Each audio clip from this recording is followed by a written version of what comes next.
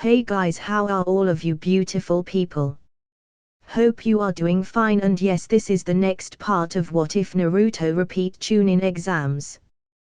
When Naruto finds he is flung back in time and must repeat the entire Chunin exam over and over and over, until he gets it right and possibly saves Konoha in the bargain. Hope you like the video. Let's start. The third test had come. Sasuke had been late, as before, delaying his own match by hours as the sun moved across the horizon enough for Shikamaru to use in his own fight. Naruto had dropped enough poison gas bombs around Neji to strangle a horse, which was actually fairly easy. An appalling percentage of their body volume was lungs, and those still had to pump like bellows to keep the rest of that creature moving at the velocities they did. Safe in his too tight armor, the gas had done him no harm because of built-in breath mask, so Naruto had won that round with amazing ease. At least something had gone right. Much hadn't. It had been so long Naruto had basically forgotten about the invasion. In an abstract sort of sense he'd recalled it, but he'd failed to plan for it in any meaningful degree, and so that had gone poorly. Trying to save the Hokage and stop Gaara both at once without previous planning, Naruto had managed to do neither. Orochimaru had knocked him out quickly with wounds that could have killed anyone else. His clones had stood up bravely to Gaara, but in his advanced demon mode as he was, it was all they could do just to slow him down. The village had been all but destroyed by the invasion forces. Many shops and buildings got leveled, high-level ninja destroyed, and the streets littered with debris. And, on top of everything else, when Naruto woke up under Anko's care outside of the infirmary, there having been no room for him within, he'd asked and she'd been forced to answer that in spite of his performance during the test, and the valuable contribution he'd made to the fight after, the village had elected not to promote him to Chunin. But, why? The blonde called out his query in anguish of soul. Anko sympathized, she really did. But the kid had to be grounded in reality, so telling him everything was going to be all right was a lie, and that left only a colder form of comfort for her to offer. You know, kid, don't worry about it too much. Chunin tests are as much of a popularity contest as anything. Look at me, why don't ya? She gave him a self-deprecating shrug, allowing a moment of letting him see a fleeting glimpse of the vulnerability she had on inside, under her tough gal exterior. I could take almost any jonin in this town, most of them I could beat 2 or 3 on 1. I could beat half of while them drunk or hungover. But I'm only a special jonin. You want to know why? My old teacher got into some freaky stuff that made himself so unpopular he got thrown out, and his reputation hangs in the air around me like a stink. There's nothing that I can do to get rid of it. People suspect I might have been brainwashed, that I'm a sleeper agent he's just waiting to activate. And you know what? She shrugged. I can't say they might not be right. I've got gaps in my memories of my time with him, and that's a bad sign. She paused for a moment, considering, before popping him a genuine smile, albeit a slight one. But probably not. This whole invasion was the sort of thing you use sleeper agents to prepare for. We only survived by a thread, so this was a finishing move meant to kill us. If he didn't activate me for this, then I'm almost certainly not his pawn. The lady stretched, and gave him a sad smile. Hey, you gotta find your comfort where you can. She sobered instantly, and informed him, still, this town hates him and everything about him. Now you've seen good reasons as to why. The former apprentice of Orochimaru turned her gaze off into the distance and heaved a big sigh. But you know what? That's nothing compared to the Kyuubi. However much they may hate and fear my old teacher, that doesn't even make a dent in how much they hate and fear it. Naruto absently blurted out while his mind was still caught up in the shocked horror of having been denied promotion after so much work. His teacher found herself thrown off track. Naruto tapped the side of his skull. The demon fox is in a coma just now, and it wasn't too hard to slip inside the bars of her cage. So, while checking over the thing's wounds, I lifted up the tails, just to see. She's a girl, not like it matters any.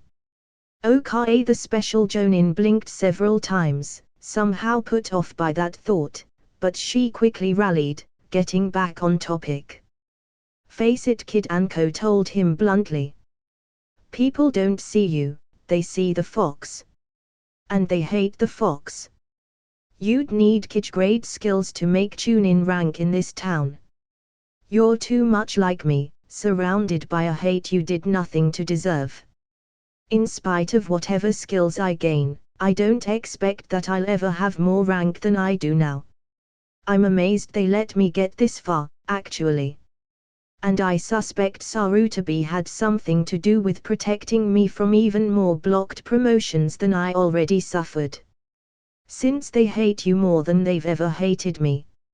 She sighed, before admitting a harsh truth to him. I think you'd better get used to being a genin. With that, she left him alone with his thoughts. Naruto was left behind, miserable, until he thought about it a few seconds more. He'd need to have grade skills, Well then, he'd get them. It was almost a relief when he woke up in the morning to face the first test of the Chunin exam, all bright and early in a fresh and undamaged town, the Hokage back alive and every possibility once more placed before him. The boy smiled widely. If being Kage level was the only way to achieve the promotion he felt would get him out of this time loop, he'd do it. No problem. He'd wanted to do it anyway, ever since he could remember. And seeing that battle over again had given him tons of new ideas. The boy threw himself into his training with a fervor and passion unknown to him for quite some while. He was going to be Hokage. Let's see, that meant being stronger, and faster, and he couldn't do that through training. He'd have to have some kind of chakra boost to his body, something like Kiba's family did. And, come to think of it, he'd need an honest way to face Kiba and win. You.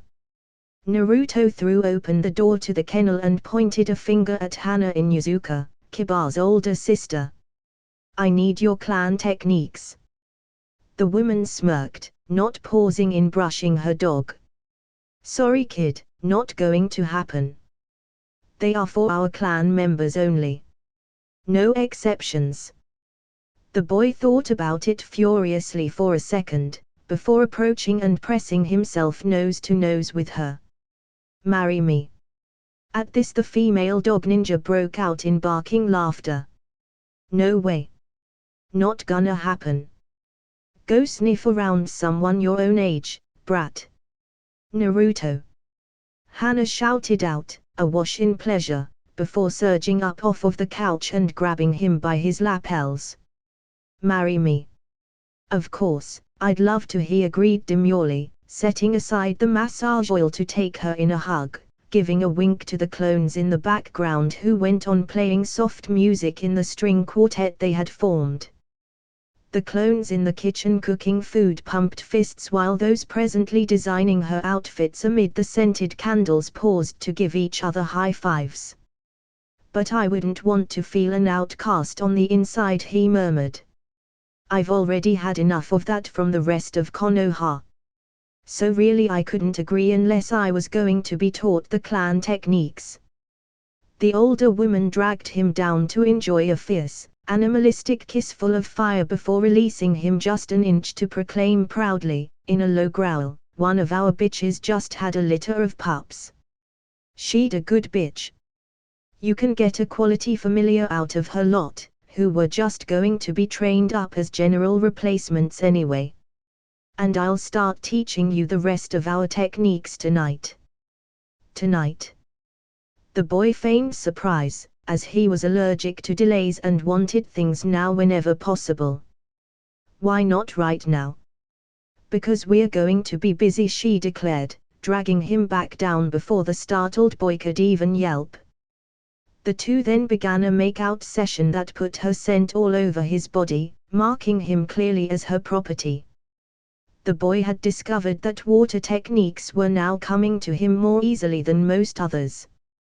Part of the reason why was easy to guess, as his primary form of chakra control training lately had been that Anbu-level river thing, soaking the water with his chakra. Well, he'd finished that book now, and the suggestions it gave were few in specifics, but wide in generalities, bunches of theories but little practical value, which made it no wonder it was still on those shelves while the others had been checked out. Still, theory was good for something, and Naruto knew just what he wanted to do. There was a great deal more wind around Konoha than there was water, so he planted himself atop the Hokage monument and began adapting that same river exercise to the passing winds, filling them with his chakra so he could watch those patterns as they dispersed. Not about to be tied down to any one idea for long, the next day he was also sitting on rocks, letting his chakra flow out of him into the ground, seeping into every cavity, vein and crevice.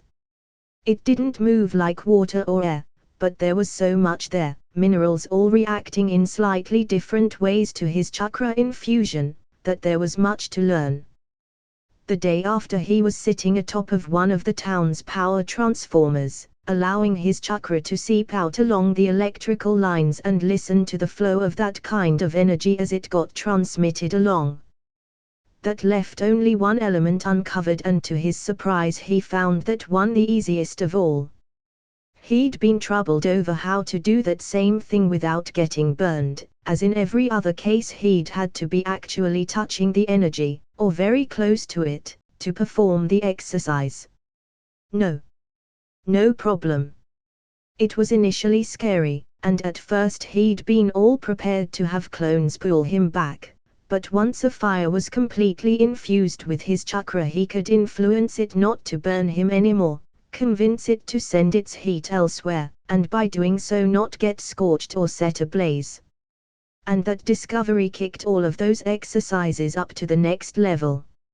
Soon he found himself adjusting the air currents in the wind in minor ways, then he began to do the same with water, and when he turned that to the power lines, well, things got interesting, as he learned he could tell it not to go one way over another, and by doing so cut off power to entire buildings. Earth was harder to figure out an advanced exercise for, until he began to think of Gaara's sand. While he couldn't move it the same way as the red-haired vessel, when he dribbled it out of his fingers he could let the grains fall in very specific ways, so that one mineral fell to one side, and others to their own. In this way he could play in a sandbox and by dribbling the sand out of his fist create a mound of sand particles, with one side of it a glittering pile of tiny metal dust motes that had been part of the mix. Starved for progress, and seeing it at last, the boy would send clones out every day to do each exercise in a handful of different places so he could do all of his elemental training simultaneously. Some clones would be placed up or down the river, others feeling the wind from atop the Hokage monument, buildings, or trees. Earth was in plentiful supply, although electrical power was not overabundant. However, he could make as many fires as he wanted. By sending a handful of clones out to do each element simultaneously, he did gain some benefit out of doing the multiple training thing, too. Some would be on earth, others fire, and so on, so that each day he'd gained progress on all of them, and how welcome that progress was. His chakra control began shooting higher, until he was back to where Abisu would call him decent, almost average, which opened up his whole range of battle techniques for use in stressful situations again. All 30 of them, plus those that Anko had taught to him. Better still, while he had his limiters on, he had close enough to good control to qualify for much better medical knowledge and skills. So, having his chakra powers back, Naruto also sent clones out to use and master them, using those same principles and exercises that Ebisu taught him for perfecting his basic 3. He didn't just send out clones to use his battle jutsu either, but also his camping techniques and the essential 8, so he was effectively training to perfect each of them all day every day. No need to waste time, and being free of the infinite reset loops, even just having been out into that extra month, had resparked some of his creativity that had been smothering under the weight of infinite repeating sameness. What's more, having chakra control sufficient to use his advanced special powers in battle without those fragile limiters, he was no longer trapped in a single week and a day. He faced both of the Gaara and Kiba fights just to prove to himself that he could now beat those two, who'd previously been all but insurmountable obstacles to his progress. Deciding he still wanted to play with his new and better equipment, Naruto wore it to the fight against Kiba, and the dog user, as he took his place opposite him, called out as before, "You think no one's ever used a stink bomb on my family before, Uzumaki? I could smell you carrying those bombs before we even went into the forest." "I know," Naruto replied calmly, even confidently, gazing evenly at his friend. "I knew you could smell everything that I possess, from my poison packets to the number of kunai I'm carrying and what dye I used on my clothes. Just as I know you've got an almost symbiotic relationship with your dog familiar, to the point where you have begun to share each other's trays. I know that you can understand his barking. I know of your man-beast clone technique, and allow me to say that I admire your execution of it. I know you typically begin fights using your beast mimicry technique, which grants you extra strength and speed above your already admirable levels. I know that you are very loyal, Kiba, and I believe that you truly do deserve to be a Chunin." However, the blonde boy gave his friend a shrug.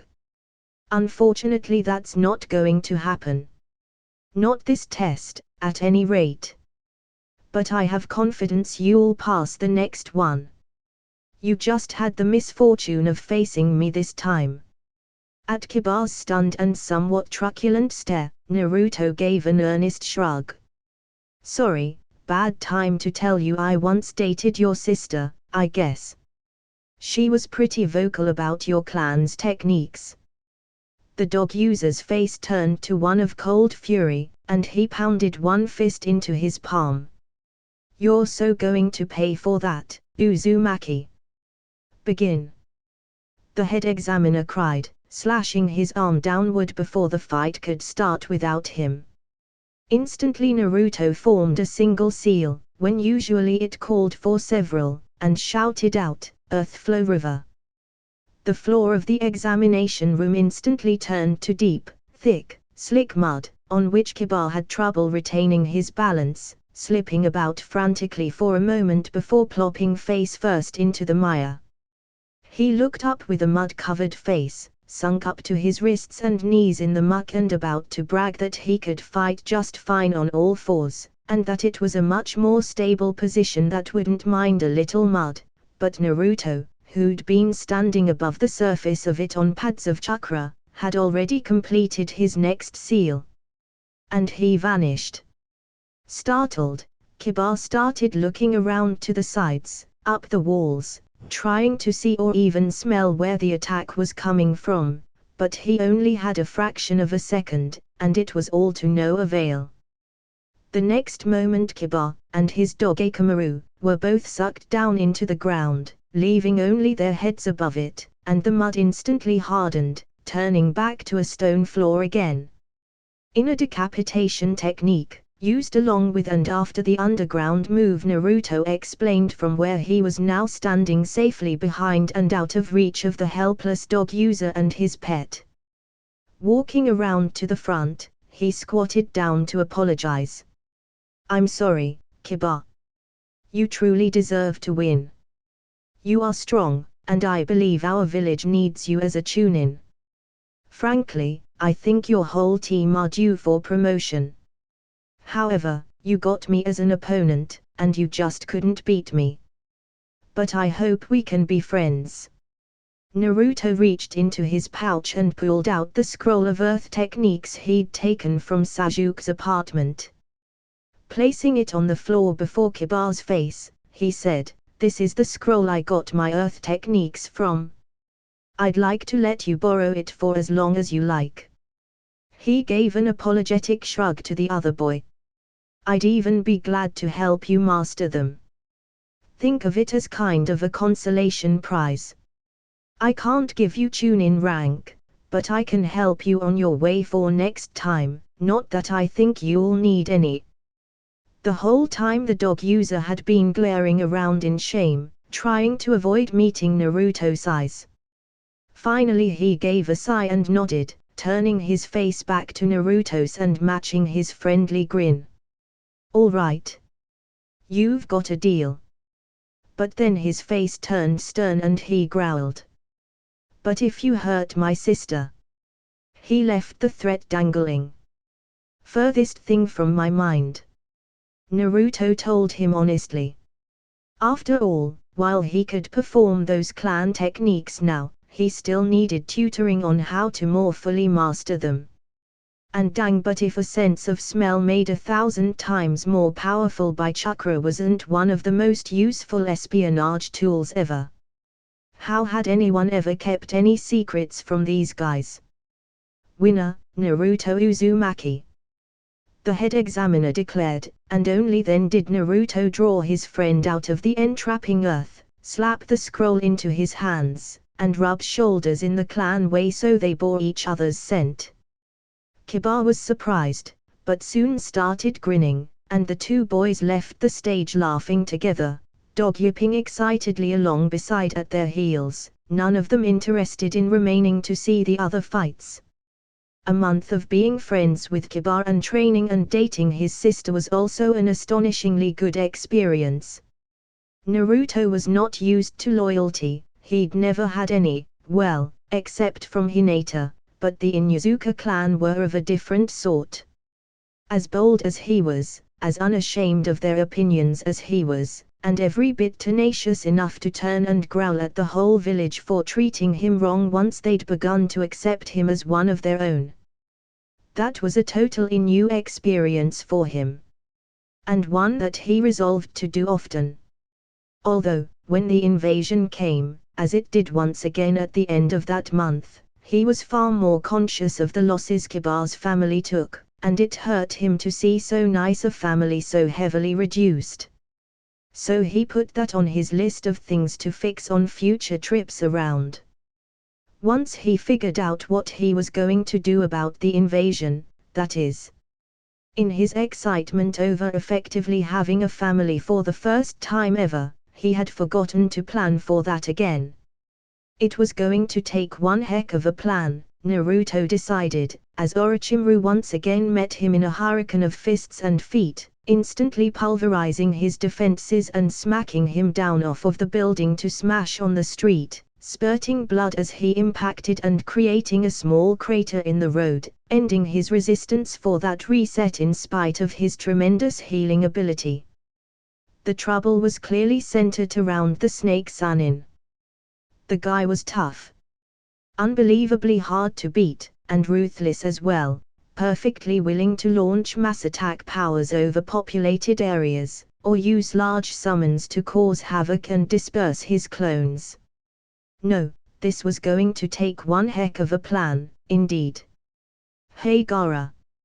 Naruto called out as he met his fellow demon container on the floor for their prelim round against each other. "Before we start, I just want to make sure to tell you that whoever wins, I still want to stay friends." The demon vessel from Sand nodded gravely, although not saying much of anything. Ever since the two had met and had dinner together in the forest, they'd been inseparable. Gaara had done everything short of using his sand to carry Naruto around like a teddy bear since that day 1 week ago. Acting on a strange impulse, so glad to be having and using those again since the influx of more time had changed his situation around, Naruto decided that one extra cut short reset wouldn't hurt him, and decided to try out an experiment to test the other vessel's reactions. Gaara. This exam is important to me. Since I was a little child, my dream has always been to become Hokage, the leader of my village, and to do that I must advance through the ranks. Still, the job would be meaningless if I could not perform the duties, and a Hokage must treat this village as his precious people. A strong ninja will always put the needs of his precious people before his own, and your happiness is more important to me than this promotion. If you want, I will forfeit this fight so you can continue on to the real match. The demon container of sand stood motionless for precisely 4 heartbeats before turning to face the examiner, saying softly, "I concede." Naruto popped over across the floor to clasp the other demon container in a hug. "Thanks, Gaara." "Hey. Does this mean I can date your sister?" "I'd have to two-time her, since I'm already officially dating Hinata, and maybe Tenten and Hana too. But would you be alright with that?" "Hey!" Kiba called from up in the stands, objecting to having his older sister involved in this strange and bizarre deal. Gaara paused, his brain short-circuiting as it discovered whole new paths he'd never explored before. The hug was certainly one, no one had ever hugged him before, not that he could recall. The other. "If you marry my sister, you would be my brother-in-law." "Yup. That's the way it works." Naruto grinned widely. This felt so much better than almost blowing up Kiba with those explosive tags. Why hadn't he always done it this way? Joking was so much more fun than moping. Oh yeah, jokes had to be fresh, and freshness had been rather lacking in his life up until lately with that whole punch through to the extra month thing. "And, as family, you would spend more time with me." Gaara whispered softly, although the whole room could still hear. "Aha! That's the deal. Marry your sister, stuck with you for life." Naruto shook his head in pretend grief. A giant hand of sand formed out of the ground and plucked Naruto up, holding him fast, but without crushing pressure. Tumrai shrieked when the same thing happened to her, and Kankuro almost reflexively began to pray for her poor soul. They'd always feared someday this would happen. Gaara had gone nuts and was carrying the two out the door. "Hey!" Kankuro looked over the railing to peer down. "Where are you going?" "To find a priest," Gaara answered insistently. "Naruto must become my brother at once. There can be no delays." "What?" Tumrai called out in shocked surprise, only to quiet down as Gaara shot a glare toward her. As her own eyes sought out Naruto, she gulped, yet resigned herself to it.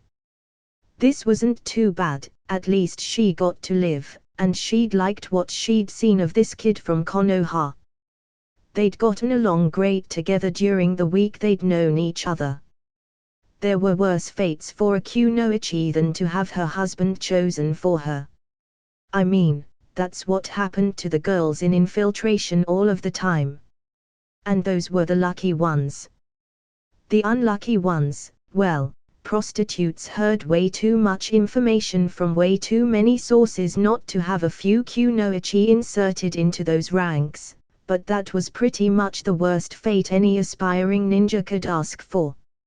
Not only was the job horrible, degrading and disgusting, but between the diseases and risks of discovery, they tended not to live for very long. Compared to that, a ninja on an insertion mission was glad to marry a total stranger. Not only was she far more liable to live longer, but the duties were more pleasant and there were plenty of cases of her learning to love the guy. Considered in that light, the Wind Mistress counted herself lucky, as this was a guy she already knew and tentatively liked. He seemed decent, and with the way Gaara was going on, she'd not even have to leave her hometown to do it. One of the big stresses of long-term insertion missions was leaving the environment you grew up in, most often for life, never to see any of your friends or family again. She shot a wan smile to her psychotic brother. Okay. It's a little sudden, that's all. I was just hoping for more warning, but he seems like a great guy. Folding his arms to rest comfortably atop the fist of sand that held him aloft, Naruto pointed out before they'd left the door, so long as we're doing this, you'll want to get the others too. Hinata is the kindest person you'll ever meet. You'll like her. And Tenten can be really fun to hang around. Tamrai developed a twitch in her left eye. Gaara paused on the threshold. If they marry you, and you are my brother, then they become my sisters too. Yup. It works that way. Hands of sand grabbed the other two girls too. Oi. Just so you know, Naruto said, kicking back comfortably in the fist of sand. Some of our priests might object to marrying me off to Hinata and Tenten, too. Then I shall kill the ones who refuse until we find one who does not. Gaara stated flatly, once again heading for the door. Oi. Just so you know, Naruto said, kicking back comfortably in the fist of sand. Some of our priests might object to marrying me off to Hinata and Tenten, too. Then I shall kill the ones who refuse until we find one who does not. Gaara stated flatly, once again heading for the door. No need. The Hokage called out before they'd left completely. No need to slaughter our priests. I agree with Naruto, most would resist, but you have no reason to go seeking them out. I can perform the ceremony here. I have that authority as Hokage. He can marry us all at once. Tenten shouted out in disbelief. Hinata had fainted with a rosy blush, and a happy smile gracing her face, while Tamrai held a completely fake and plastic smile on hers, but knew better than to risk objecting, as disagreeing with Gaara was death. As the last member of his clan, and holder of significant personal property, he can do so, the Hokage agreed, before smiling softly. A law brought into place to protect advanced bloodlines, made more general on the objection of several significant, yet non-bloodline carrying, clans intending to preserve their techniques and rapidly rebuild in the face of catastrophe. Significant personal property. Doesn't he live in a slum? Ino asked from her place up on the balcony, observing all this transpire. Naruto has recently come to possess a much more significant estate. The Hokage demurely avoided mention of the Uchiha properties by name, since there were sure to be clans and members of the council who'd object. They couldn't do anything. Sarutobi had been fully within his rights to give them away, but the longer it took them to find out any specifics, the fewer noises they could make and the less headaches he would have over the issue. One moment, please. Naruto effortlessly escaped Gaara's sand coffin technique using a seal-less body switch with a stone lantern, and with his hands free formed a seal for his shadow clone technique. All right, he pointed at his new army. You know what to do. Right. Several hundred Narutos pumped their fists in the air and instantly afterwards sprang apart to pursue those tasks.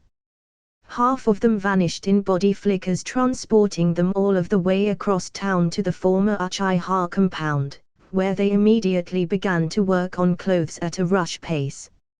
Others vanished into the forest surrounding Konoha, putting Ino's lessons on flowers to use. They sought out clusters of wildflowers he'd seen on his wanderings before and harvested them into tasteful, even artsy and extravagant wedding bouquets. Other clones began to cook up a storm, knowing that it wouldn't be ready in time for the ceremony itself, but hoping to catch the reception afterwards.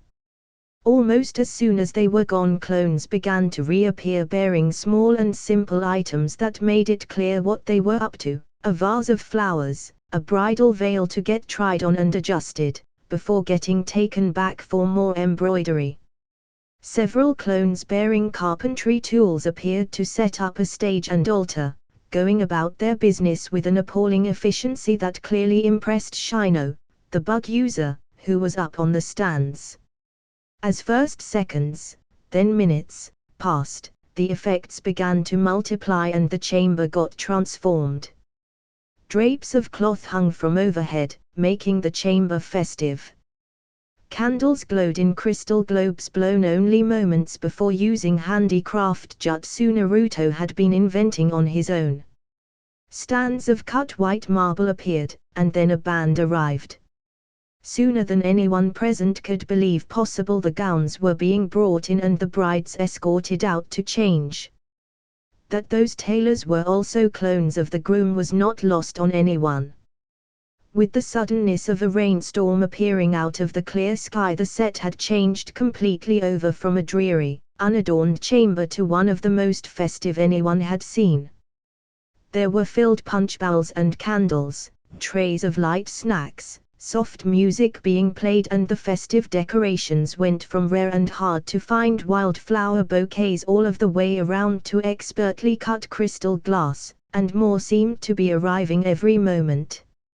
Most of those present had gone into shock, although most of the women who hadn't were now completely googly-eyed. The brides appeared in a flurry of bridesmaids, who were also, coincidentally, all female Naruto clones, dressed in matching yet flattering dresses that supported beautifully arranged lace and ribbons, with limited embroidery, as there was little time and it was a time-consuming art, yet were tastefully downplayed just enough and served only to magnify the beauty of the brides, who'd just been through spa treatments, a bit rushed it was true, and now glowed from within, filled through and through within a feminine glory. Tamrai was beginning to enjoy herself. Marriage to a guy who could do all this. Oh yeah. Even if her brother hadn't insisted, she'd have been tempted, make that sorely tempted. Even if the guy was technically an enemy, with their Kazekage deciding to break their treaty and go to war. Or, man. How was she going to break that secret to her future husband? Life could be so unfair. She nearly dropped her wildflower bouquet when the Naruto who was with her whispered in her ear that he could guess what she was worried about, and not to worry, as he already knew about the planned invasion. Well. Talk about marrying a ninja. Did he have effective skills or what? And wealthy from the looks of all of the stuff arriving.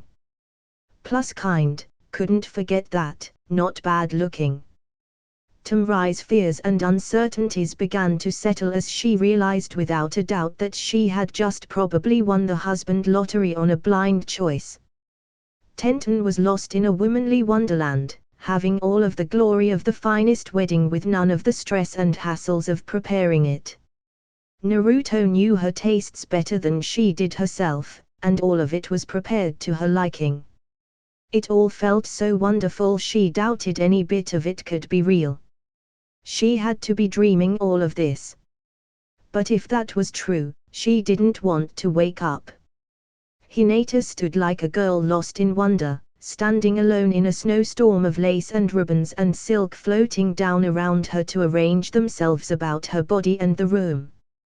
What had her attention fixed was the Naruto before her, standing there with a smile on his face, gently holding her hands so she did not faint once more. Others would talk of the beautiful ceremony, of the rapid pace of the arrival of the expensive decorations as if that was a miracle.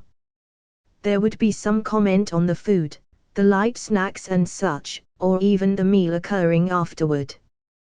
But while she was present for all of that, and technically saw it all, the only thing Hinata would consciously remember was Naruto, standing there holding her hands with a gentle smile on his face and love for her, in his eyes. That alone made it the most beautiful and wonderful experience of her young life, a defining point that changed her very existence. Tenten Uzumaki. The girl tried her new name out for size, trying it on for fit and flavor, and in the end deciding that she hadn't done so bad as far as married names go. And she'd scored a jackpot on the ceremony. She even got to help her sister brides open the wedding gifts. They had wedding gifts. How was that even possible? Not that she was complaining, as she liked it. She liked it very much. Hinata was lost in a haze. Tenten could have sworn they could have poured ice water over the girl and all it would have done is gotten the dress wet. She was so oblivious to everything going on around her that if her dress caught fire it could burn the entire gown and she wouldn't notice her nudity or the burned skin until the Naruto she was holding hands with and gazing into the eyes of let her go. Not, Tenten amended to herself, as if that was a bad thing. The shy girl had definitely gotten the husband she'd always wanted, if her behavior was any indication. So deep was their rapport that it looked like they were communicating directly soul to soul. The weapons user turned away, blushing and more than a little envious. Shaking herself out of the envy over Hinata loving their husband more than she did, although she planned to, and expected she'd find it real easy, the girl turned her attention back to the ring on her finger. It was a simple gold band, plain and unadorned. The wonder of it was he'd been able to produce it at all, sized for her finger no less. Although she herself was not aware of it, in future repeats of that scene she would be gazing down at steadily more complex and artistically beautiful pieces of jewelry as the accumulated knowledge of all of the jewelers in Fire Country got added to a boy who was already their premier metallurgist, only to be used as a starting point for future experiments. Jewels appeared in increasingly complex cuts and variety. Stones got tried that were larger or smaller, set in various ways intent on flattering each other. Loops of gold and silver etching made their appearances.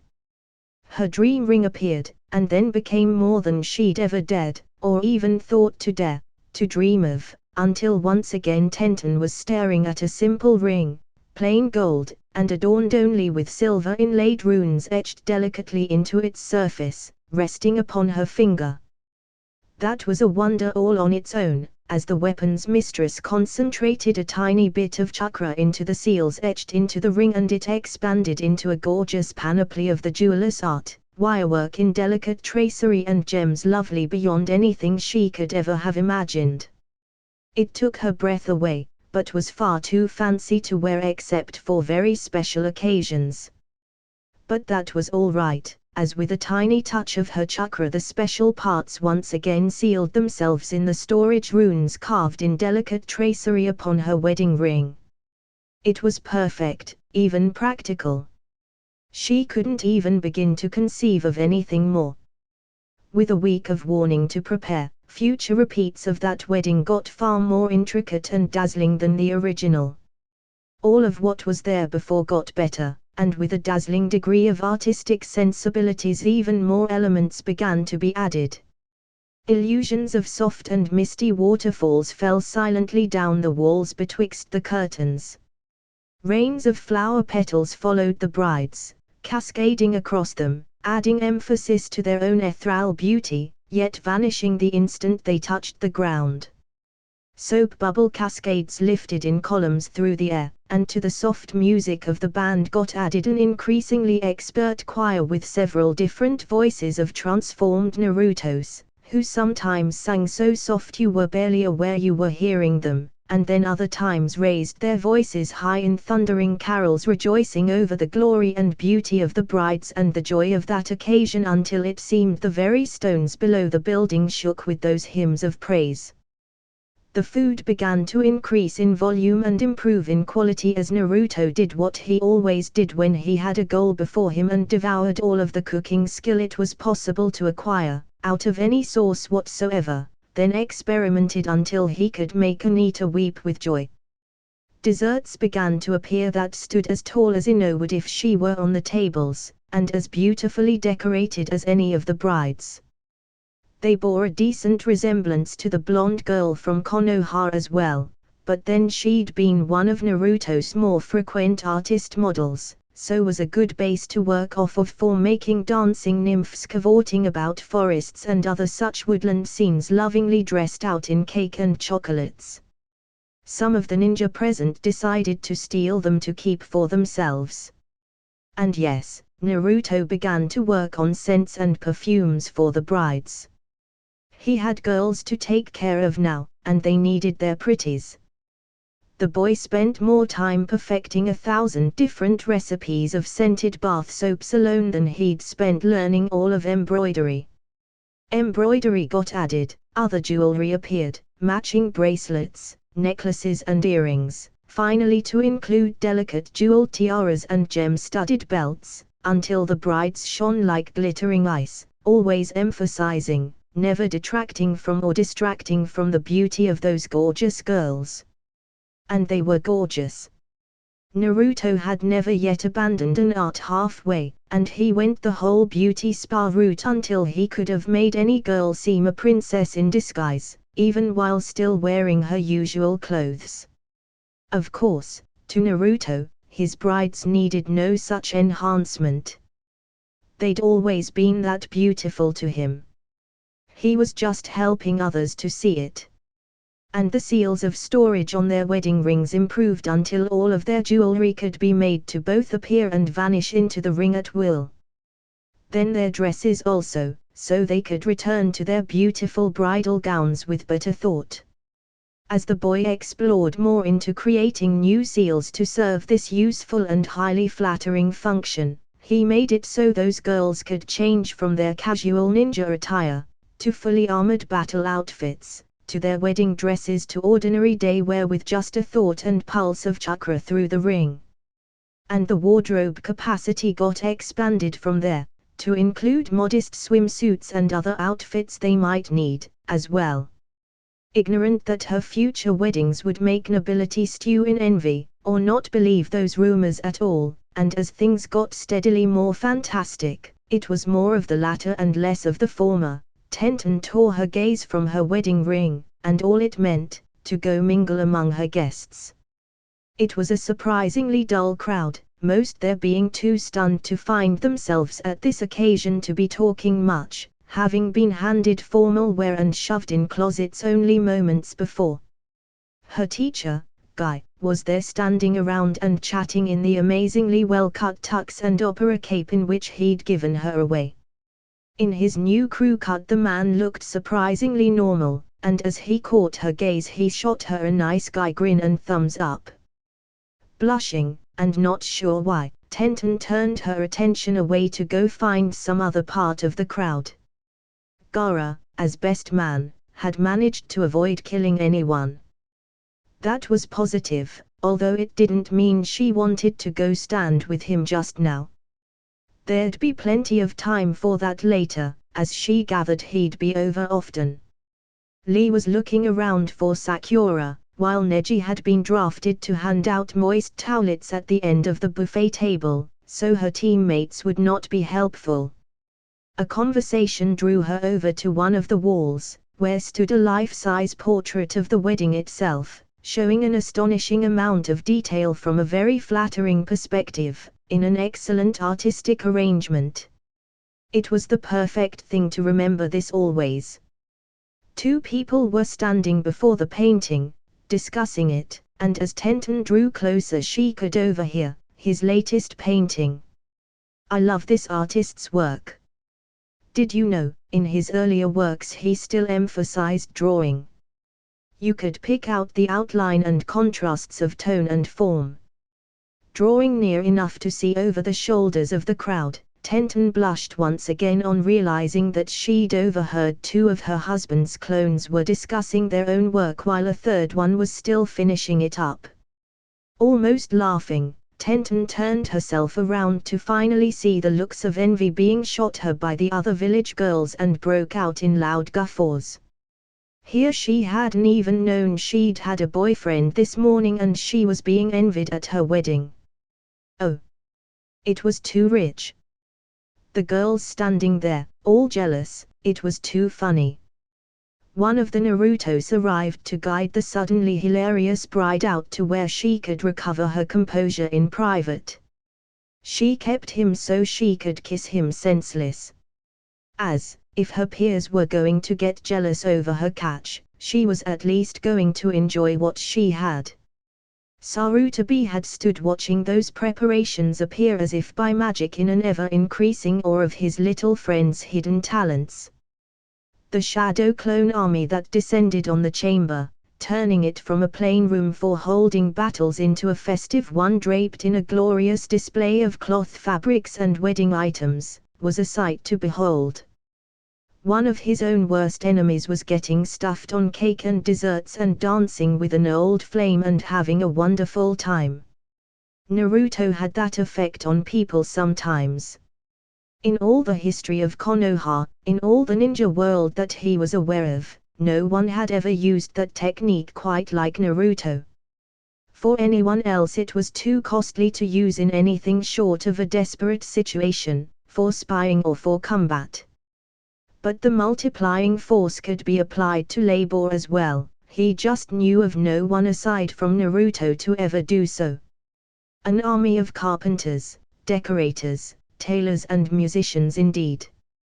Sarutobi knew of the ability to magnify one's learning through the use of clones. What was obvious to him was that Naruto had been using his unique ability to create hundreds, or possibly even thousands, of them to good effect. Possibly for some time. Sarutobi had not been watching. Nor had Kakashi, from the looks of it, although the legendary copycat had taken one of the larger cakes and escaped with it early on into the festivities. Obviously the orange-clad boy had been learning, and just as obviously, he was no imposter. It would be like lifting the Hokage monument to have anyone else try and duplicate the boy's unique ability to create so many hundreds of clones. He himself was Hokage, and wouldn't care to try. Nor had the Hokage missed the boy's pink-haired teammate flee out of the building, tears streaming down her face, and he believed he'd caught an anguished cry of, "It could have been me. That could have been me," before the door had completely closed behind her. Ah well. It was a strange, almost paradoxical, yet true proverb that you don't know what you've got till it's gone that applied especially to young people and their romantic troubles. Not that the young had a monopoly on troubles. Sarutobi sighed. The life of a Hokage was filled with many painful necessities, although this latest one seemed especially poignant. He'd never had to send brides into combat while still wearing their wedding gowns before. But they'd now had several hours for the festivities, around a ceremony he'd initially suspected would take less than a minute, and he really couldn't delay the exams any further. So the old man clapped his gnarled hands once to bring himself attention, then again much louder to be heard over the dancing music played by the band. Finally he walked over to the conductor, another Naruto, somehow he was not surprised, and got him to silence the music. As the dancing ground to a reluctant halt, Sarutobi interjected in a loud voice. "I am sorry to interrupt this special occasion, but we came here originally for a quite different purpose. One I propose we get over with before you entirely dance the night away. Some of us, unfortunately, have to get up in the morning. Disturbing, I know. But if someone were to clear away that drape, I would like to restart the Chunin exam preliminaries, and I can't see the scoreboard to know who is to be fighting whom." Hiatt Gecko, who was the special Jonin in charge of this stage of the test, put down his dessert plate and wiped crumbs from his fingers, intending to go see to that himself, but a couple of Narutos got there ahead of him and began to lower those decorations out of the way. As the dance partners cleared the floor, people tried to recall where they'd been and what they'd been doing before the party started. Chunin hopefuls standing around in formal wear began to feel around in their tuxedo pockets for the kunai they were sure they'd remembered to put in there, while the kunoichi earnestly wished for a few moments to change out of their ball gowns and back to more practical fighting attire. Kiba began to wish that he hadn't spiked the punch. To recap for those who might have forgotten, Sarutobi explained, to get things underway as soon as possible. We have had only one fight, that being between Gaara, of the village of Sand, and Naruto of Konoha, and I must say that I have never seen a battle end so amicably before, none that even come close. However, sadly we must interrupt the joyous celebration to finish out the tests as required. Hyatt, if you would. Brushing the last few crumbs off of the front of his ruffled dress shirt, the special Jonin straightened the tails on his tux, coughed delicately into his hands to clear his throat, and called for the next match to be selected. The board began to flash through its supposedly random sequence. The brides returned a trifle late from side rooms, each guided by her own Naruto, one who often had incompletely wiped smudges of lipstick still visible or staining his collar. Nor were they the only couples to return, so, several coming in a rush to get back before a match got decided that might get them to forfeit by non-attendance. Eyes drew wide and gasps of breath got drawn as the next match appeared.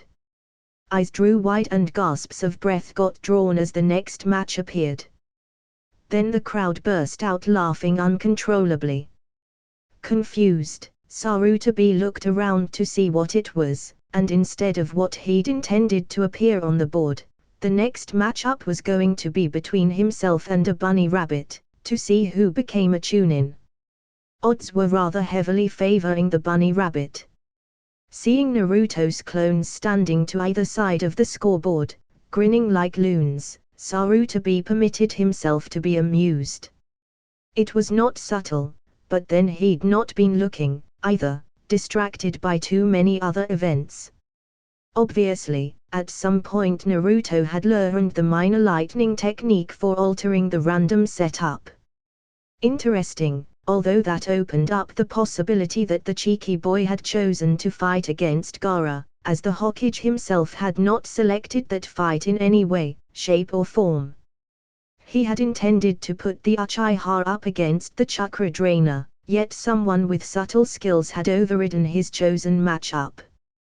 Come to think of it, it could not have been Naruto. Subtle had never been one of his traits, and Sarutobi had not been sufficiently distracted before the wedding celebration to have missed the boy's no doubt clumsy efforts to change the matchups to one of his own selection. So who was it? One of the Jonin, perhaps. Orochimaru, hidden among the crowd as the Jonin instructor of the sound team, who Naruto hadn't gotten around to killing in this reset, smiled softly. The orange-clad Genin had frustrated his plans to test the Uchiha out in the Forest of Death by befriending Gaara and traveling with him, so to take out that frustration on him, by sending him to certain death in a fight against Gaara, had seemed to him only reasonable. Only the blonde-haired boy was proving to be a slippery one to get subtle revenge on, having not only gotten Gaara to concede, but getting the demon vessel from Sand dancing with the pink-haired one and stuffing himself on desserts and having a wonderful time. No, Orochimaru realized then that between Gaara's befriending the boy, and then Tamarai marrying him, the Sand siblings were now perhaps too close to the boy from Konoha to be relied upon to destroy his home. So it was time to go seek other options. The invasion could not be delayed, after all, and Konoha must be destroyed, in spite of how much he'd enjoyed those desserts, or the dancing with old acquaintances. They hadn't recognized him through his disguise, and the old boy had to admit he'd had a wonderful time himself. Perhaps, after destroying the village, he could kidnap the boy to get him to host his own future parties in Sound. Orochimaru had to admit, he'd initially stared around the room, reptilian eyes wide. The blonde brat, who was becoming more interesting by the minute, had somehow managed to transform the main floor of the tower in the Forest of Death, which was about as dreary as they came, into this. QQQQ, he chuckled in his thoughts. Perhaps, in addition to the Uchiha, I should take this other brat as well. Then he can do my nails, make me outfits, and make sure I look all around gorgeous. For Naruto, learning that lightning jutsu had been worth a minor make-out session with Anko. Obviously she knew the technique, since she was one of the head examiners and had probably done the whole process several times, taking the lead on different portions of the exam. So, no. It had definitely been worth it to kiss her in exchange for the technique. Even if he'd had to kiss her a lot. Kakashi chose that moment to come back, slightly blimpy and with chocolate stains on his mask. He probably would have enjoyed that cake even more if the artwork hadn't been wearing a dress, but Naruto wasn't going to have nude art at a wedding, especially his own, and wouldn't have displayed Ino that way without her knowledge or permission in any case. Actually, probably not even then. The more he respected women and trusted them, the less he liked to see other people ogling them naked. It was like they were robbing the girls of something precious he couldn't quite describe. It occurred to him then that he hadn't used his sexy technique for a very long time, and it was a subconscious choice based on that reason. Then, like a bolt of lightning striking his brain, the boy recalled that using that was how he'd convinced the Toad Sannin to train him that first time, and his reluctance to use the technique since then had been one of the reasons he hadn't yet figured out a way to get the old pervert to train him again. Then the boy got stuck in a moral quandary around the question of, did he actually want the guy's training if it came at that price? Looking at his three brides, Hinata, Tumrai and Tenten, the boy decided that they were worth protecting. Very worth his protection. He'd never broken a promise yet, and part of those wedding vows had been very binding, very powerful promises to look out for, provide for and protect those girls. So, yes, as the only person he'd be degrading by using that technique to scam some extra training, it was probably time to seek out the Toad guy. Who, he noted, was still stuffing himself at the buffet table, having arrived sometime during the party, drawn by the rumors of a multiple bride wedding, gotten stuffed on desserts and danced with old flames while having a wonderful time. Sasuke glared around, having to admit, if only to himself, that the dope threw a great party. The last Uchiha had stuffed himself on desserts, danced with a few fangirls, and had a wonderful time, even though he chose not to show it. Perhaps the dope wasn't completely useless after all. After Sasuke got his revenge on Itachi, he could use the dead last in hosting his future parties for him as he went in search of a suitable bride to help him rebuild his clan. Shikamaru had been dragged out to dance with Ino while Choji had stuffed himself on cake and desserts.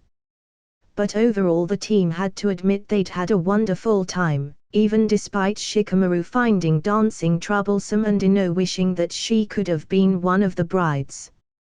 Naruto must like her a lot if all of those cakes and things had been shaped like her, right? And those outfits.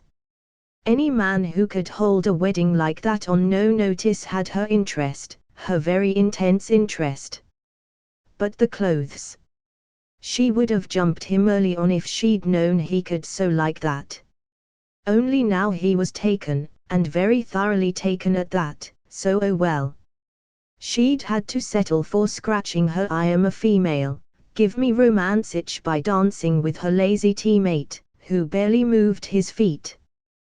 But for all that, it had been a great party overall. Ino decided she'd have to find out where the new couple, quadruple, whatever, where they lived so she could stop by with a gift and maybe feel out how Naruto felt about catering and stuff for her future parties. And her marriage too, if she could ever find a suitable groom. Not a few of the kunoichi there had similar thoughts to Ino. There was nothing to get women worked up and excited over having more weddings like having been to a good one. It stirred something primal within them, and Konoha's couples would be plagued over the next month by ladies frustrated that the guys weren't playing along well enough with their let's get everybody married game. Nevertheless, a great deal of matchmaking went on that had nothing overt to do with the Chunin exam fights.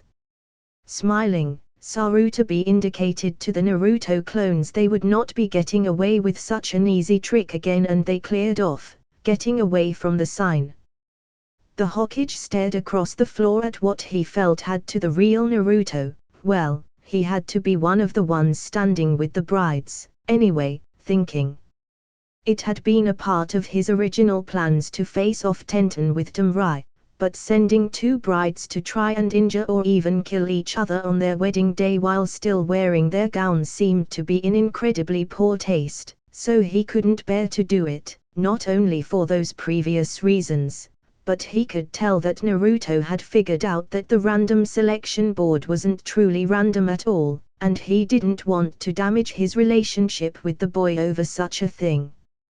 Trouble was that left him juggling everything else at the last minute.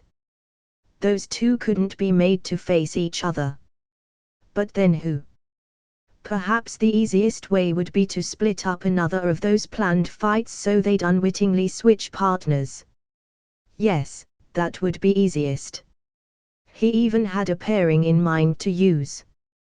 The Hirano vs Yamanaka matchup could be split up and divided to give both new partners without disturbing his plans in the slightest. Triggering the random board once again, the gathered genin watched, rapt, as it decided some portion of their lives and futures. From the way Naruto's face turned white, he did not approve. The rest of the genin were not laughing, so this was not a prank on his part. But why should the boy be so distressed over the next fight? It was only going to be Sasuke against. Next match, Hinata Hyuga vs Yoroi Akadu Hyatt called out officially as head examiner. Sarutabi felt cold. That was not what he had intended. Not at all. But the old man could see clearly, Naruto was not behind this, but neither was he, so who else was manipulating the test fights? At least that explained the Gaara vs Naruto match. It hadn't been chosen by either of them either. Any of the other genin messing this up seemed unlikely, so that left the Jonin instructors as the next most likely possibility. The question now became, which one? The Hokage's senses began to probe the crowd. Naruto inhaled to shout, "Hey! There is no Hinata Hyuga anymore. She is my wife, and thus Hinata Uzumaki."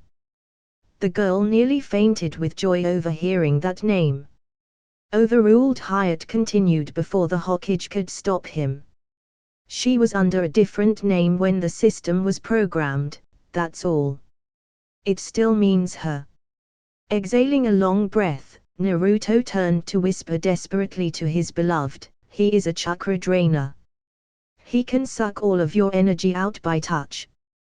Your martial arts style depends upon forcing your energy into his coils to back them up and block them, but I don't think that will work on him. Do you have any other techniques besides the gentle fist style?" The Hinata of old would have shook her head in tender terror, unable to answer verbally for her fear. That fear was still there, but so much reduced it was like a different Hinata, one with confidence overlaid above her fear, that put her hand over his and said, "I'll be all right," and walked out onto the stage floor. Nonetheless, Naruto's insides were twisted with concern for her. Sarutabi was more than a bit upset himself. In the first place because the Akadu boy was among the weakest of those genin present, and he'd been hoping to save him for a fight against the Uchiha.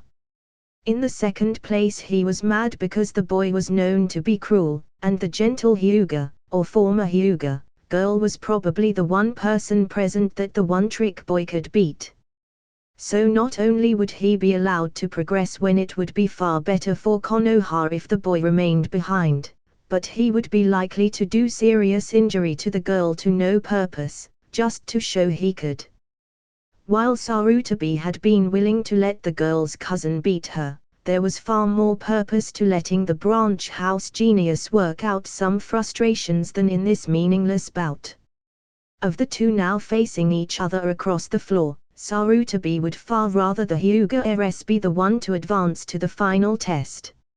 She, at least, would have a far greater chance of presenting herself well, even if only in defeat.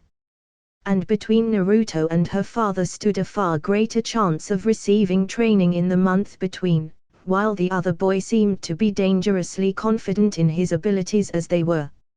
As pathetic as they were. No. This fight was a waste of everything involved, and the only thing it could do would be to destroy a bride's confidence on her wedding day to no point whatsoever. "Hinata, wait!" Naruto called out, rushing out on the stage floor to give his wife of only a few hours a kiss on her pale cheek. "For luck," he told her, before releasing her hands to retreat back to the side where everyone else waited. Sarutobi blinked. Had he just seen what he'd thought he'd seen? No, that was not possible. It would have taken a master of the arts. Unless, Naruto. The Hokage settled in to watch this fight with more interest. "Begin." The head examiner cried from his place beside the Hokage. Yoroi, the chakra-draining boy, stood gloating a few moments, waiting for the pale-haired heiress to make a move. The words he said were unimportant, but across from him Hinata was unmoved, only assuming a fighting stance. In the crowd, several eyes narrowed. Neji in particular noticed, but also Shino and Kiba, who'd been teammates with Hinata for months. In the end Yoroi got tired of waiting for Hinata to make the first move and charged ahead, fists glowing with his absorptive aura. He swung several times and missed each one, as Hinata had elected to dodge rather than block. But soon enough it came about that the much larger genin got enough use out of his larger reach to plant a hit on the girl. She vanished instantly in a puff of smoke. It could have been a body flicker. There was no way to really prove that either way. But, no. What had really happened was Naruto had switched out the real Hinata with one of his clones during their brief kiss. The clone, transformed to look like her, had put on as much delay as it could before being dispersed. However, that was enough, and the real Hinata made her appearance on the top of the giant stone statue in the room. And she was in full armor, Naruto having helped her into the set while the clone bought them time. The girl threw a handful of kunai. Her accuracy was regrettable, but that was still sufficient, as each of the 5 she'd thrown had each been bearing an active explosive tag. Then the kunoichi drew her sword.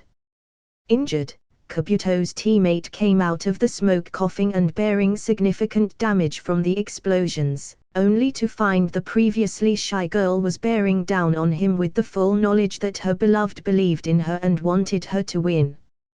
Her strike was clumsy, but it was enough. As 3 feet of steel sank into the boy's belly, quite by accident as Hinata hadn't been able to stop her rush in time, the girl surprised herself by blurting out half of Naruto's words as he'd handed her the blade, "Let's watch him drain this. Drain this." She squeaked, a moment before she realized that sounded like trash talk. "Winner, Hinata Uzumaki," the head examiner called out calmly. "And you know what?" Hearing those words, that marvelous name applied to her made Hinata almost forget all about having another ninja struggling on the end of her sword. Medics came and pulled him off almost immediately, but Hinata could hardly even see them for all of the Narutos around her cheering. Sakura forfeited her fight by not being present for it, sending Sasuke on to the finals without fighting. Another thing convincing Sarutobi that he was being outmatched at board manipulation, as he'd never have selected such a thing. Sending teammates to fight each other was needlessly destructive to the unity Konoha needed, even when said teammates were not present. And Naruto would also never have done such a thing. His look of horror as the match came up was proof the Hokage hadn't needed of his innocence. Subtle signals had been passed around, until Sarutobi had checked with each of the Konoha Jonin present, and each had silently proclaimed their innocence through expressions. That left the playing field of who was tampering in this very thin. Almost a handful of foreign Jonin, though none in particular stood out. Then the third match to come up this evening chilled his blood. Next fight, Tenten vs Samurai. The head examiner called out. The Hokage met Naruto's horrified gaze and subtly shook his head. He could see understanding dawn in the boy's eyes that his Gramps was not behind this. The two brides were very unhappy to be facing each other, walking out with many backwards glances to their husband, until Naruto strode out himself, taking each one by the hand and facing the Hokage in between them. There was mischief in his eyes as the boy shouted. "Hey, Gramps. These fights are until only one side is able to continue, right?" The Hokage drew in a deep breath. "That is correct, Naruto, unfortunately. For what it is worth, I am truly sorry." The new husband took both of the girls around the waist and stood there with a huge, impish grin. "What are you talking about, Gramps? There is only one side here. A wife and her husband are one legal entity. Through me, each are united with the other, and there is only one side here. So we win." Though there were many holes that could be poked in the boy's reasoning, the Hokage chose not to, glad for the excuse. So instead he smiled. "You are correct in this instance, Naruto. Tenten, Samurai, you both win, and both will advance." He turned to Hyatt, convincing him not to argue. "Go on with the next test." Not understanding the exception being made, but willing to go along with the spoken and unspoken orders in spite of that, the special Jonin nodded. Up on the balcony, Orochimaru was not smiling. Having rigged those tests, first for Gaara to fight that frustrating blonde, then intending to humiliate each of the boys' wives in turn and hopefully mar their collective wedding day with some tragedy, only to be frustrated, he was not amused. Still, he gathered his chakra, intending to cause another sort of tragedy. Instead of that, however, Naruto turned around and shouted to everyone, "Thank you all. There will now be a 5-minute recess for those of you who are inappropriately dressed for combat to change into more appropriate clothing and outfit yourselves with whatever weapons or equipment you may require. Please speak to one of the caterers if you have any special needs to be addressed. Once again, thank you all, and the dancing will resume in 25 minutes for those who have concluded their matches. In the meantime, drinks and the buffet are being moved outside for those not involved or who have already passed." Seeing Sarutobi endorse this, and calling for additional ambu guards, the disguised snake decided enough was enough and left the premises under guise of going to the outdoor portion of the party. With the conclusion of at least their portion of the preliminary fights, Naruto realized that he'd backed himself into a corner. Despite his general unease over the subject of sex, there was no way he could keep himself out of the honeymoon festivities with a full month to go between the second and third exams. And, having passed the preliminaries, there was going to be no reset to save him from the consequences of joking with Gaara this time. Especially if they were going to be sleeping together, as in spending the night in the same bed asleep, then there were certain secrets that he couldn't hide anymore. As in his foxy accessories. He'd gotten massive progress on his transformation skills.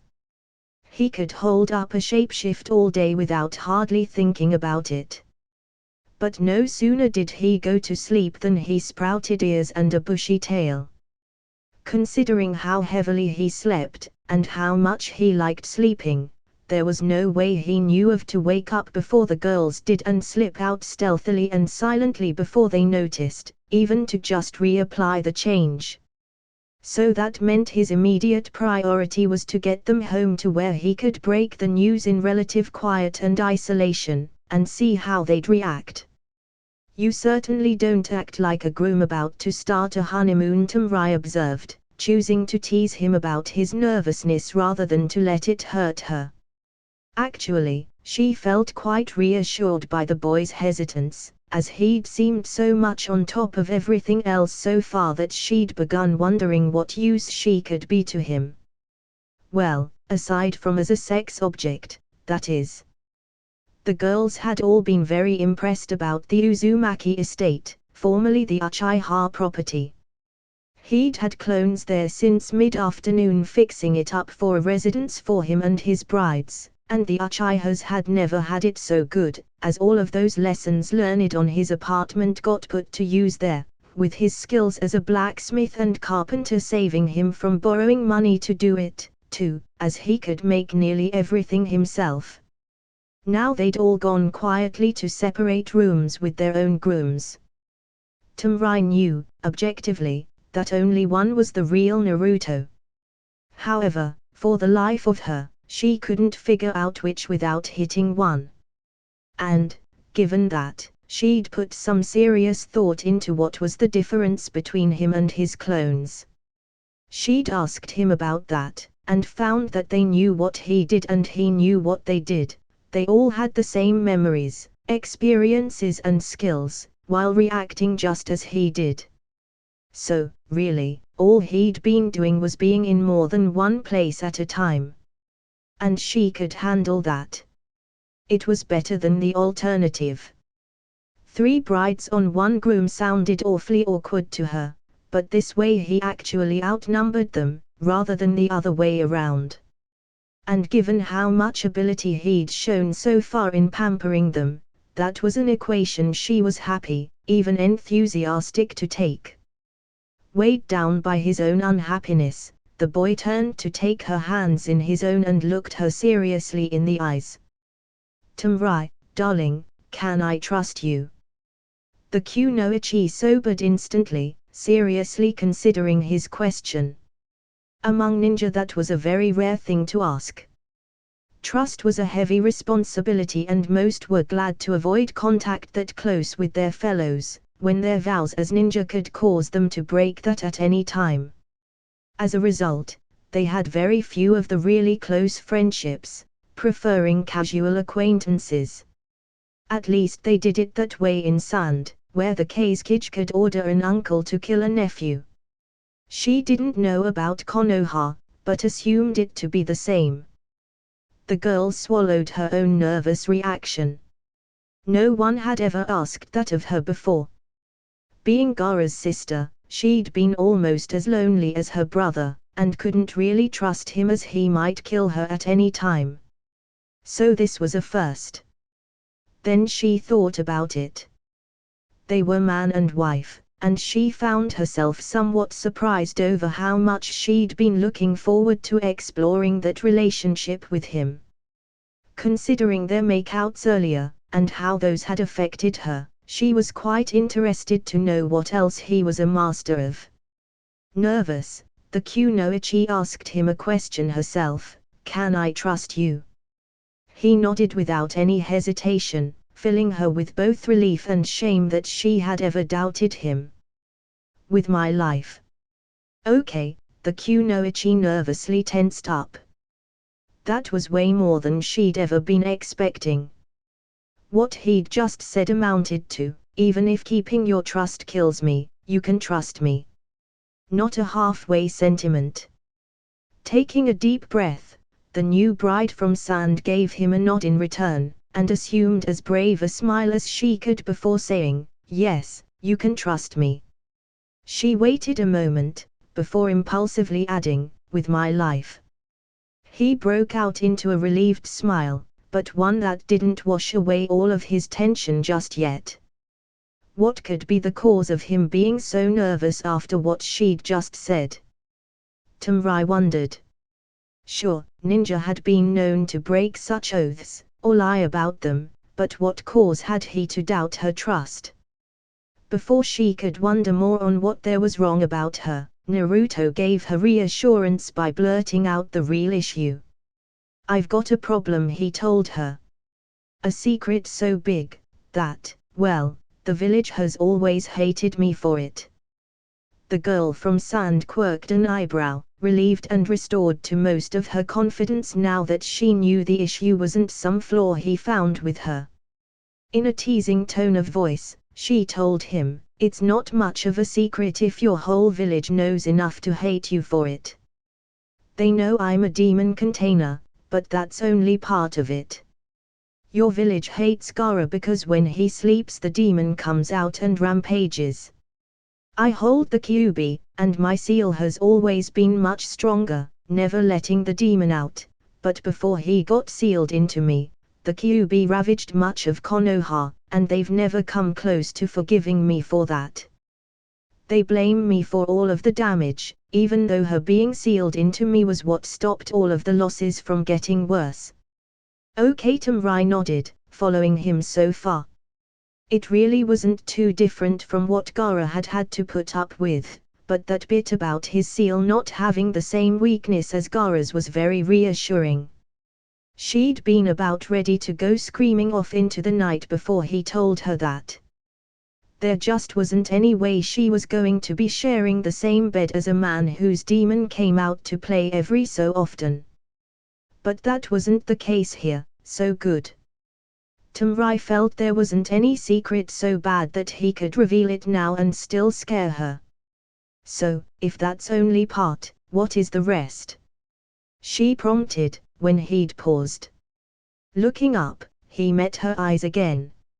"A long time ago, someone very precious to me got killed. I didn't have anyone else, really, and losing her hurt more than I can describe. I couldn't hurt that man who did it, so." Here he took a deep breath. "I let the demon out. I got it back into its cage so fast no one even knows it was released, and the Kyuubi got so injured by that experience that it can't hurt anyone right now. It got so wounded it's been in a coma since then. I don't think, even if I let it out, it could hurt anyone right now." Tamrai actually grew more and more pleased as he told her this news. She frankly couldn't see a downside to any of this. "So, what's the secret?" The boy adopted a very self-deprecating grimace. "While it was out, it did some decorating as it liked to call it. And he released the shapeshift, popping out his foxy accessories." Tamrai stood for a moment blinking at those new additions. Below the level of her conscious awareness, a struggle took place between two very different reactions. One was shock, the other acceptance. The shock never stood a chance. For one, she was a ninja, and they had to deal with more insane conditions than some civilians could believe all of the time. Watching out for enemies hiding in shallow puddles or hanging off of walls was just part of the business. For another, they were cute and she was a girl, and girls go all squealy about cute and fluffy animals. But underlying it all was the knowledge that a shocked reaction right now would be interpreted as rejection by the vulnerable youth before her, and that would damage their marriage. Gaara would literally kill her if she blew this marriage. So that was out. Responding almost at once, she gave him a big hug and laughed. "This is what you're all worked up about." She played with the tip of one ear, it twitched back out of her way, so she settled on stroking his tail. It was long and furry. She could just picture herself with this wrapped around her on cold nights. Naruto was stunned by her reaction. You aren't mad. Mad? Why would I be mad? The kunoichi touched one of those ears again, just to see it swivel out of the way again. The hair on it was really soft. I dunno. It's just the villagers have tried to mob me a few times over this. Tumrai snorted, as if to show her thoughts on that. Well, then Konoha is stupid. They've forgotten what a real demon is. If you were anything to fear, they wouldn't dare mob you. And if you aren't, then they've no reason to. The boy stood there silently processing this new thought. Odd, it had never struck him that way before. So Tumrai asked him, stroking one ear just to see it react to her. Is this some kind of a bloodline? Are our kids going to look like this? Naruto blinked, surprised again.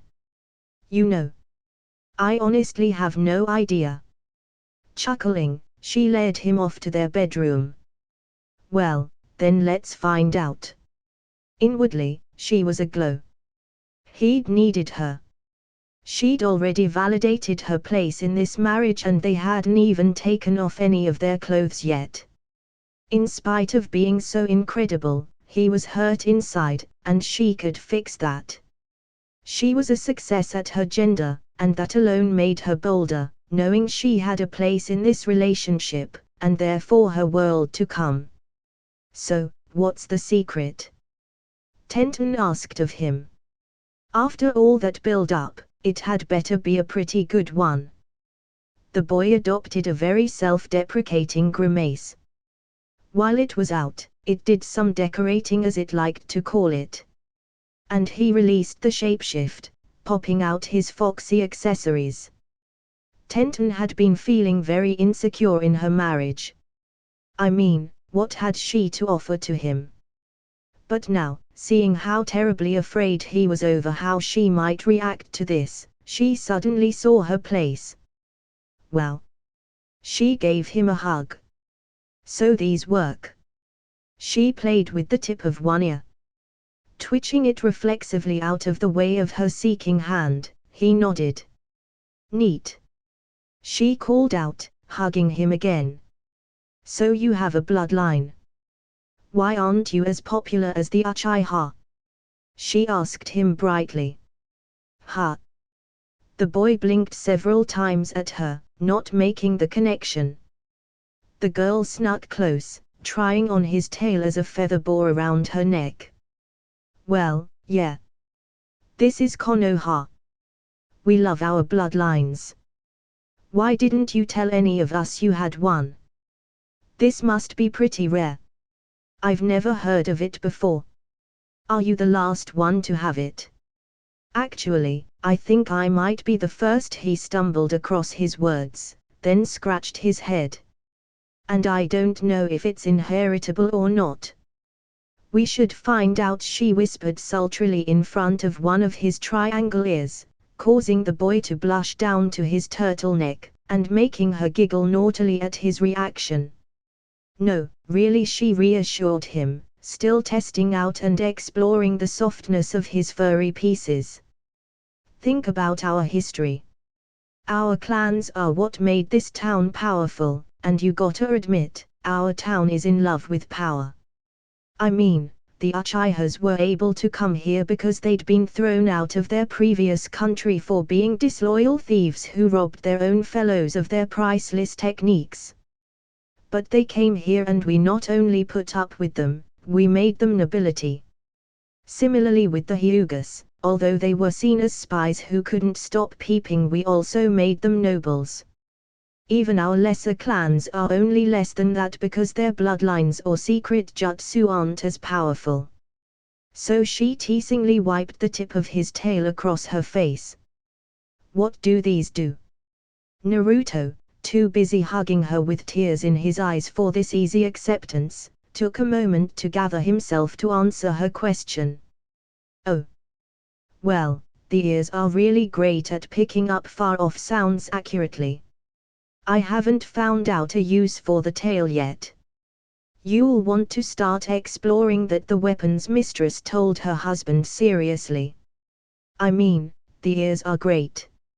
Hearing things far off puts us in the top tier of clans already. We'd be kinda on a level with the Inuzuka dog users if we'd worked out more ways to use this, though. Do you think you could learn to throw things with that tail? Or use a sword or something? No thumbs. No fingers, either. He shrugged, weak from relief over her reaction. But you can wave it about however you want. She asked again, only to be answered in giggles as the tip of his furriest appendage ticked her face. Capturing it for more petting, she told him, okay, that answers that one. You'll want to try to find a way to use that in combat now. We'll never be more than a great clan of scouts until we have our own fighting style, and a tail that can help in that would be a big start. Do you know of any techniques you might be able to use with this? She buried her face in the furry appendage and wiggled it about. Naruto had been thinking, spurred on by her question, and had begun smiling in a wide and prankster way. Well, I do have lightning whips. If I could make one of those appear out of my tail, I could lash it about as a third weapon. You see. Tenten looked up at him lovingly, her face framed by his orange-red fur. A third weapon is exactly the sort of advantage that could be a good edge for us. Most ninja can only wield two, so their styles only allow for blocking or dealing with two in return.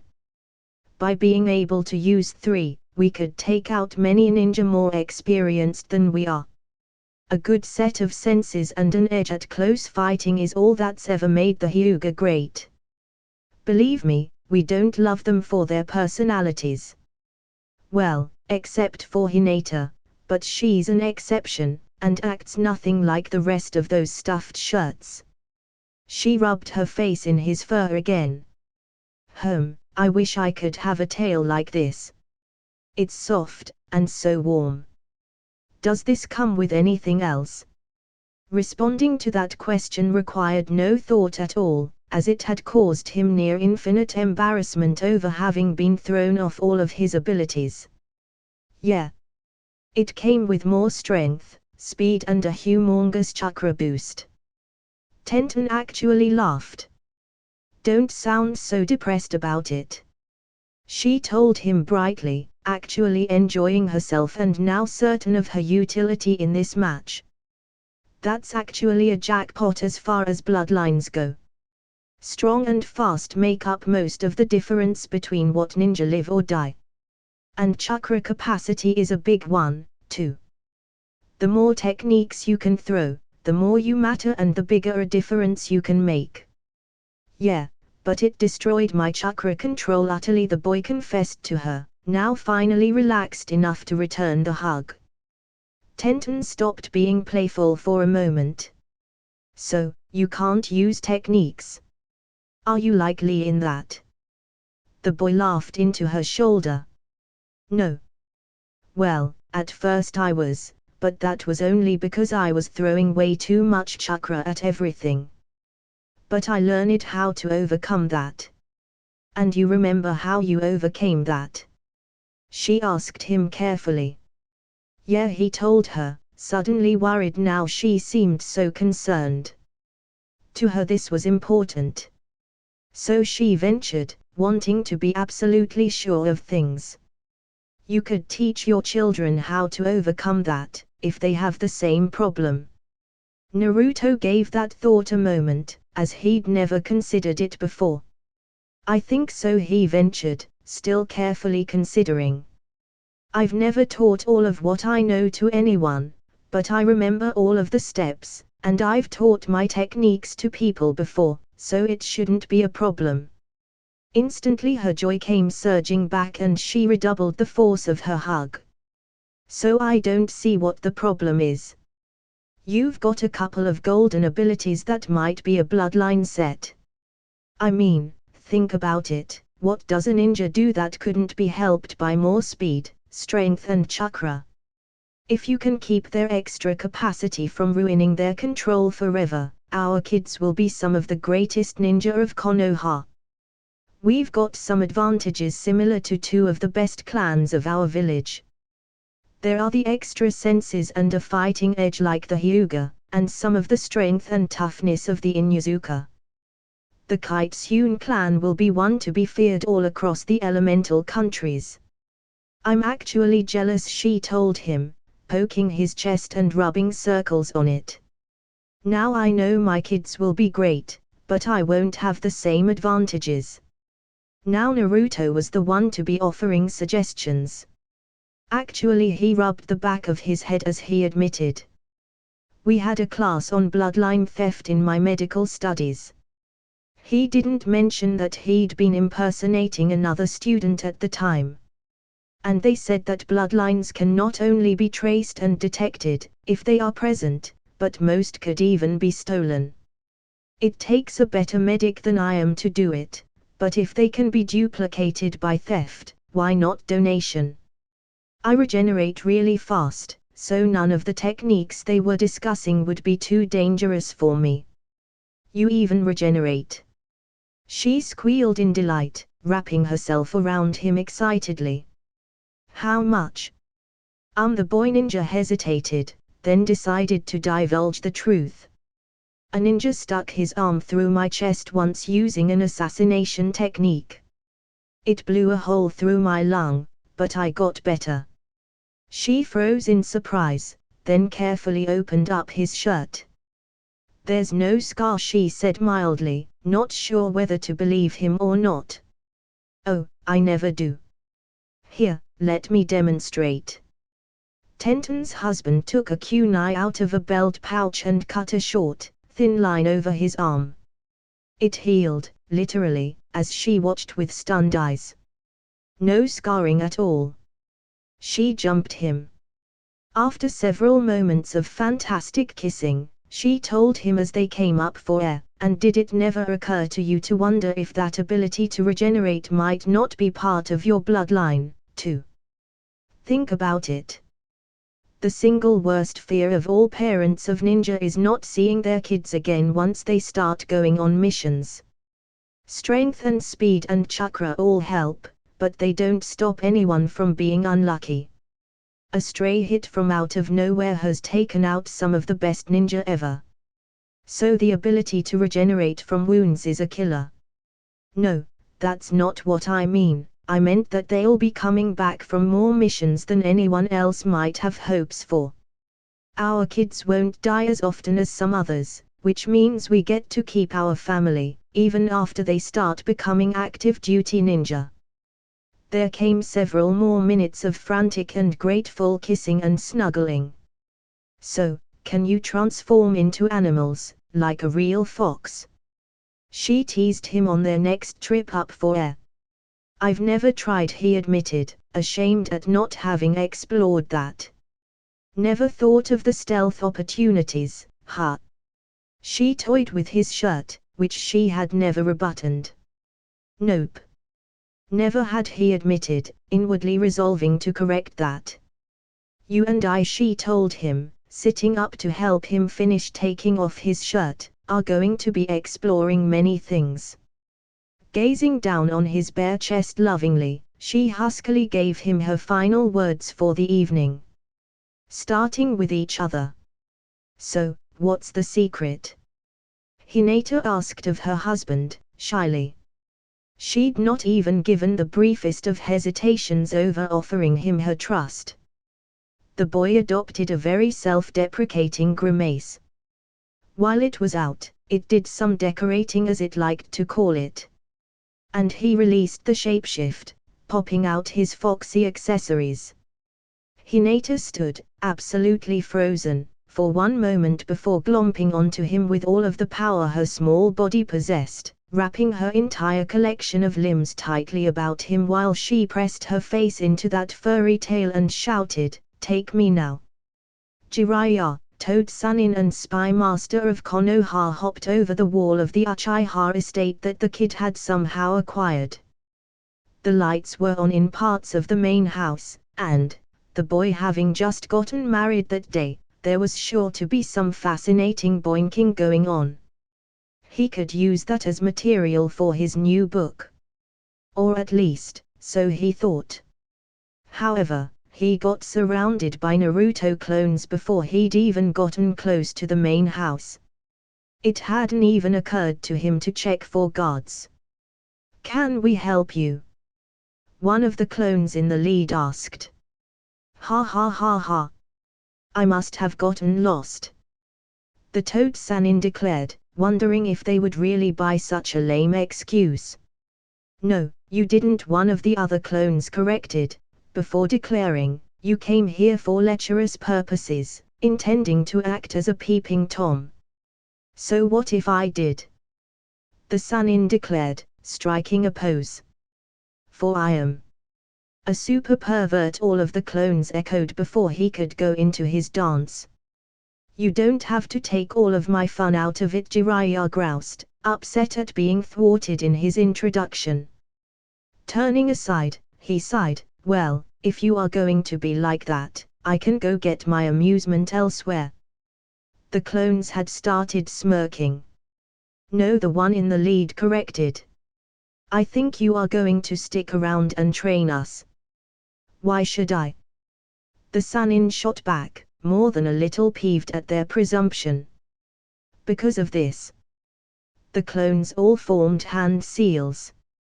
"Sexy technique."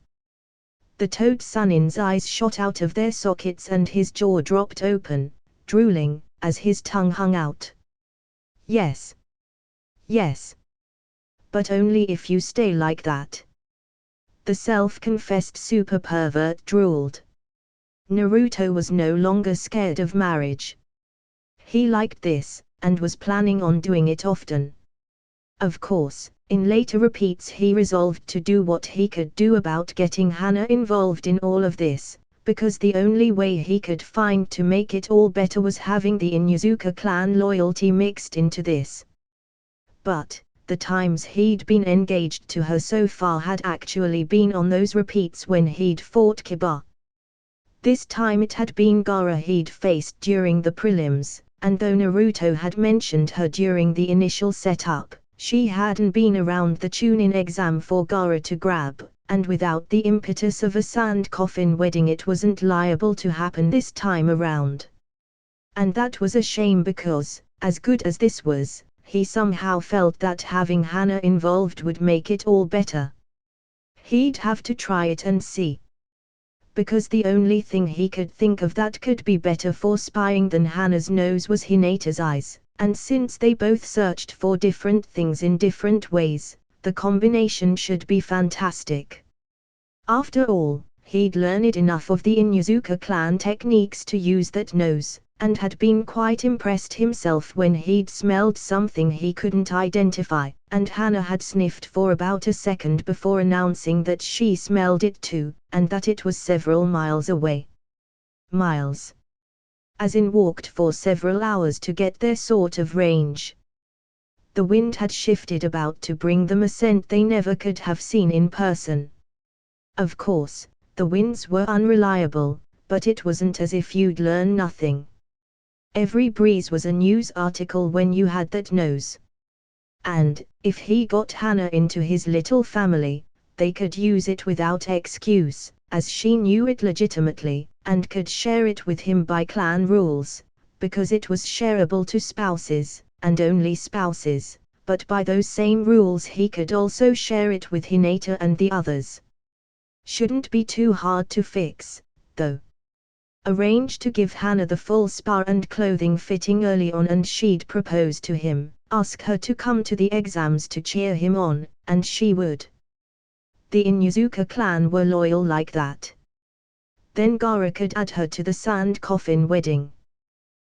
And he mustn't forget to check her reaction to the foxy bits. She had a doggy inclination and those two breeds of canine didn't exactly get along. Probably best to spring the news after she'd agreed to marry him and begun to mark him as her own, so she had some investment in him, but while she was still high on the pleasure from the spa treatment, so she wasn't thinking too straight or clearly. He was worried about the fox thing, considering her dog emphasis. But for the same reason he felt sure she'd have no qualms about the multiple bride thing, as dogs out in the wild formed pretty much exactly that arrangement. The alpha male got all of the breedable females that he wanted. And he'd have no problems being the alpha of his own little pack. Naruto's ability to plan things through had truly undergone a remarkable upswing as a result of all of these resets. He'd never have gotten anything done otherwise. Tamrai stirred in bed the next morning, wondering what is this incredible feeling. Then she saw a furry tail before her, tickling her nose as it twitched quietly in her husband's sleep, recalled everything, and pounced upon it, awakening him with a yelp while she cuddled her furry darling. Oh, and she'd deal with the husband it was attached to, as well. Tenten woke up wondering where she was and how she got there. This wasn't her apartment, and suddenly it all came flooding back to her, and she saw a pair of furry ears twitch towards her from atop the next pillow over. She grinned. Hinata was in heaven that morning. Naruto, already being the sum of all that was good or decent in her world, suddenly acquiring a surge of unlooked-for cuteness had been more than Hinata had been able to bear. She'd had to have him. There could have been no delays. But, for once in her life, she'd gotten what she'd wanted, when she'd wanted it. Life didn't get any better than this. She hummed softly as she brushed her hair that morning, Naruto still softly snoring on the bed behind her. She knew he liked his sleep, but there were limits, and she'd have to be waking him up soon.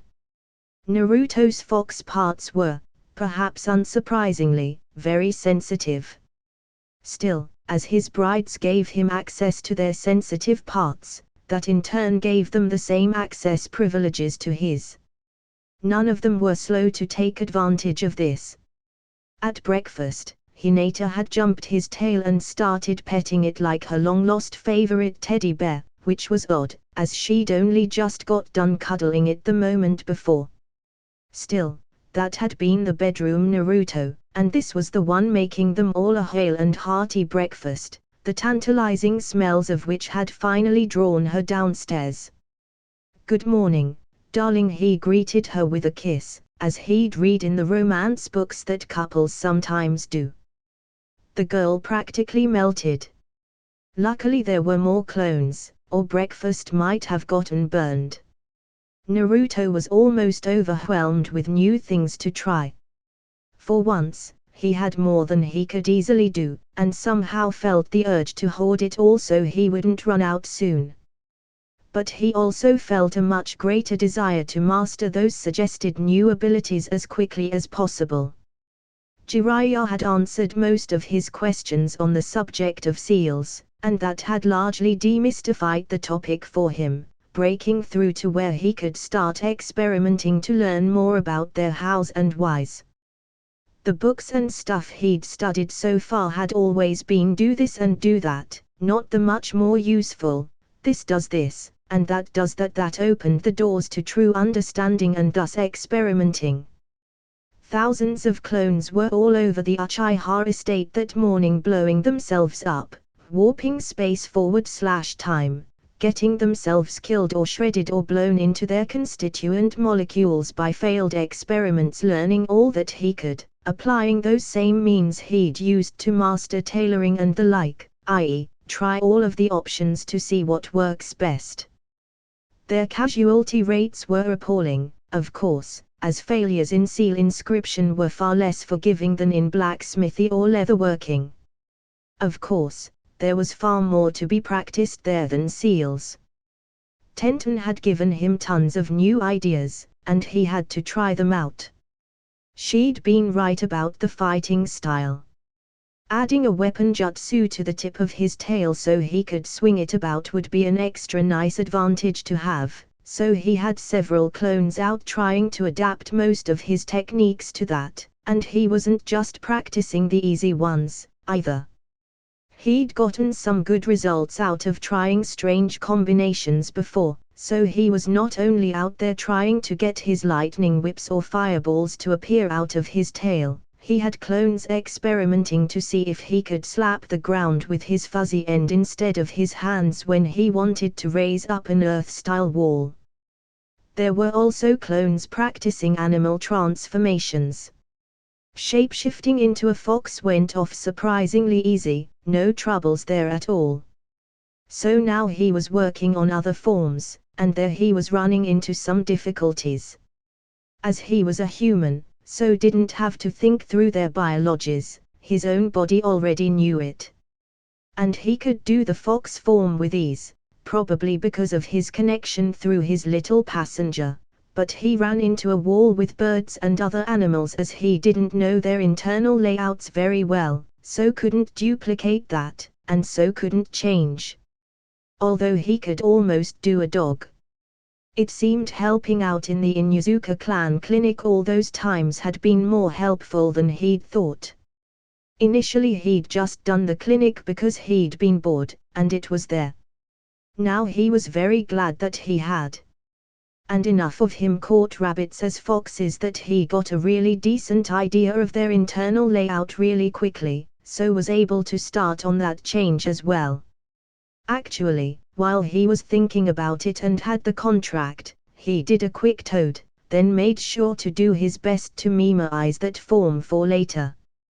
Jiraiya had a short attention span at the best of times, ruled by his glands far more than by his head.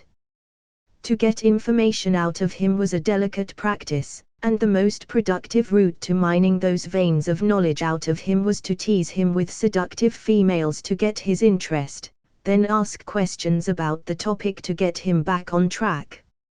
It was a disgusting, degrading and humiliating practice that almost made Naruto wish that he didn't get those clones' memories.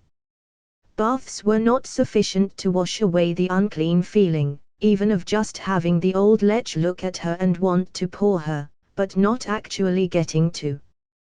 The whole thing gave him a taste for what Kunoichi went through on infiltration assignments, and he made a vow right there that none of his girls would have to put up with that type of mission.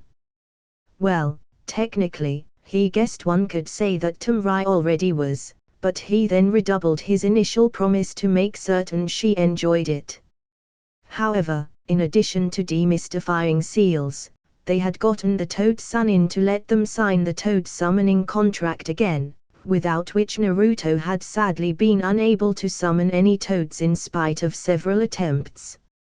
So that was looking good as far as the upcoming invasion went. With Gaara on his side, and the ability to summon a small gang of giant toads to deal with Orochimaru's giant summoned snakes, even if the snakes were able to beat the toads, it was a much more level playing field, into which could be thrown extra assistance as needed. Naruto was having fun planning this out. Between Gaara and the real him, plus the Hokage, they'd be able to beat Orochimaru when he went after the old guy. Using a few thousand of his clones to blunt the rest of the attacks from there would cost the enemy the advantage of surprise, and also reduce casualties by quite a bit. Then, if the toads could do no more than delay the giant snakes until they'd dealt with everything else, they could send more ninja that way to tilt the balance back in favor of the toads. The blonde demon container grinned. It looked like he could save Konoha. Naruto was expecting to be doing the bloodline detection and determination thing on his own, and was already plotting how to sneak into areas where that data could be had, so he could learn those techniques to perform the entire thing himself, when one of his clones reported a small but significant party of individuals at the gates of the compound. Wondering why the Hokage would be visiting him with such a grim expression on his face, Naruto alerted everyone to let them know in time to get ready, and allowed those clones on guard to lead the visitors inside the compound. The Hokage was very unhappy, and considering his company Naruto could easily see why. Hayashi Hyuga had never been on his list of friendly people, but after the boy had learned what he'd said and done to his tender daughter, It was doubtful that he was ever going to have a high opinion of the man. The other members of the town council were not happy people, either. Not expecting any good news, he sent a clone off to fetch Gaara from where that demon vessel had spent the night. A quick couple of body flickers and an explanation later. Gaara, these guys just showed up at our house and look like they could be trying to break up our family. Brought an irate demon from Sand there in full battle attire, nor was he in a very good mood. Staring at the hair-trigger psychopath blocking their way into the main house, and the people they were there to speak to arrayed out behind, with clones dotting every rooftop around, the ninja in the Hokage's group realized they were in the beginnings of a battle situation and stopped where they were, spreading out a touch to get fighting room. Catching the first of the Anbu escort to run for cover in a sand coffin, Gaara squashed the man like a grape, spraying his blood all over the visiting party just to make his point before he growled in low tones, "You wanted something." Seeing that dozens of Naruto clones had spread bags of sand all around the visiting party, none of the others made a rush to take cover.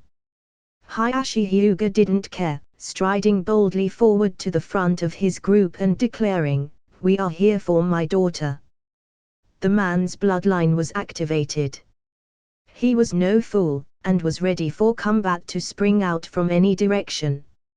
"I'm not going anywhere with you, father," Hinata declared out from behind the two Narutos she was concealing herself behind. "I command you to come to me." Hayashi barked out sharply, causing his daughter to flinch heavily at the heat of his angry words. One of the Narutos stepped forth and crossed its arms. "Command her as what? You are not Hokage, nor do you have place in the command structure of ninja above her. You've got your own responsibilities, and they do not include either Hinata or me. As I am clan head, she must do as I wish." The man spat back angrily, enraged that he was being talked back to. Naruto was shaking his blonde head. "You're head of a clan she's not in. You might command her, if she was still a member of your clan. But she is not. Last night she stopped being a Hyuga and became an Uzumaki. This was even publicly acknowledged before hundreds of witnesses. You have no rights to command her. As her father, I demand."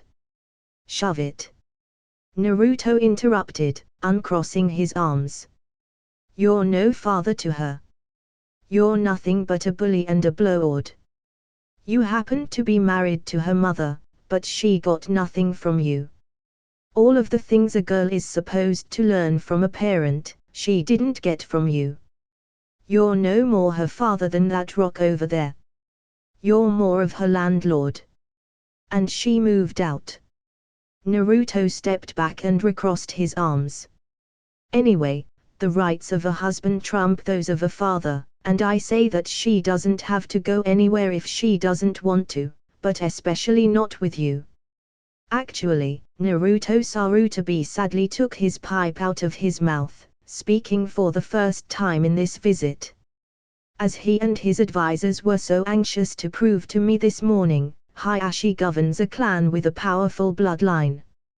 So he retains some rights to all of its bloodline-carrying members, in spite of marriage, according to the laws of Konoha." "But what if we had a bloodline?" Tenten blurted out. Then, seeing all of those hostile gazes on her, shrunk back. "She's right." Tamrai strode forward, and everyone noted she had her fan deployed and ready for action. "Naruto's got one of the most powerful bloodline abilities in Konoha. Surely that makes us a bloodline-carrying clan, and gives us the same rights to our members. Since our clan rights would be equal if not superior to theirs, you couldn't do a thing to her." "The demon vessel has no bloodline," Hayashi snapped, signaling two of his branch house members forward to snag his daughter. They body flickered over to grab her, but were caught instantly in sand and detained, then crushed, their remains spraying out over the visiting party. "There is no way I am going to allow anyone to put a cursed seal on my sister to torture or kill her at their whims," Gaara growled out. "Let's put it this way," Naruto stamped, pointing a finger at the party of visiting dignitaries. "I am Naruto Uzumaki, living container for the nine-tailed demon fox. I have been to the representation of its cage inside my mind, and if any of you do anything at all to harm any member of my family..." He paused to glare threateningly at them. "I am ripping off that seal to let my prisoner out to play with you." He spoke in low and dangerous tones. Faces drained white among the entire crowd of dignitaries. The Hokage let his pipe fall to the ground unnoticed as his eyes bulged out, never having even imagined that Naruto would ever threaten such a thing, that he even could. Tamarai snorted at their shocked and goofy looks. "Hey, it's your own fault. You treat him like a demon all of the time, but you've forgotten what real demons are. None of you wimps would ever dare to threaten him if he was the nine-tailed fox you all fear so. So, get it through those little pinheads of yours, either he is the demon, or he isn't. If he is, fear him, but don't ever dare to provoke him. And if he isn't, then..." She shrugged casually. "Beware lest you turn him into one." Spoken in the utter silence following Naruto's announcement, her words came through with a stunning clarity, as even among the Anbu some had wet themselves at the thought of facing the enormous demon fox again. After having such a trump card laid down upon their plans, the dignitaries began to reconsider many things, not the least of which was what they could get away with to continue on their current scheme, and of course some plans to destroy Naruto got hauled out of mothballs and revived. No, that threat didn't make him popular, but it did make them more wary. Stupidly wary, unfortunately, which meant they didn't truly believe his threat. Fully able to see this, Naruto released his shapeshift. Several veteran ninja of many years released their bowels on seeing his face beneath a set of furry ears, and with a foxy tail swinging out behind him. "I think I should mention," the boy growled out almost casually, as he bared his still very human teeth at the visiting party. "I've already got the demon to swear to destroy my enemies for me, and it gave me such nice gifts in return. Do you qualify? Are you my enemies?" It is impossible to express in mere words the terror that gripped the hearts of most in Konoha over thoughts of the demon fox. It was a colossal force of nature as far as most were concerned, able to destroy anything, and only stopped by their last Hokage at great sacrifice to himself. A big part of the reason they loved him was for that sacrifice. Sarutobi had already begun to go through those seals in his mind, should it become necessary. He never would have imagined the boy could have gone from being so loyal to Konoha to threatening her now. But he was here, and that was what he'd done. But then the Hokage saw deeper, and relaxed inside. The boy was bluffing. It was a good bluff, even an excellent one, but it was still a bluff. He could tell, having known him for a very long time. These others. Sarutobi smirked inside and decided to play along. "All right, Naruto. None of us desire for the demon to be released. What do you want?" Naruto saw the Hokage's eyes, and caught on that the old man knew he was bluffing. On Naruto's part it wasn't much of a bluff, which was why he'd been able to scare the clan elders and town council so, in spite of so many of them being experienced ninja themselves. Naruto would be willing to release the demon fox to destroy them if they hurt any member of his family. The trouble there was, releasing the fox while it was weakened so much it was in a coma wouldn't do him any good. One of Hana's puppies could beat it up in the condition it was in now. So it was a bluff, but only the old man had seen through it, fortunately. "Nothing much," the boy answered back, dropping his angry pose to let his furry tail swish out behind him. Just leave me and my family alone, confirm our bloodline and give us the same status as the rest of the powerful clans. Nothing we aren't already entitled to, really. Sarutobi was nodding, pretending to be grave, but he wasn't. Inside, he was celebrating. He'd never wanted to disturb the young newlyweds on the first full day of their marriage.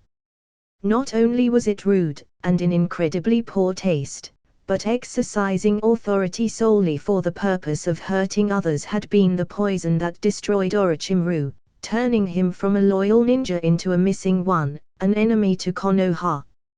Yet that same poison existed in Hayashi and others within Konoha as well.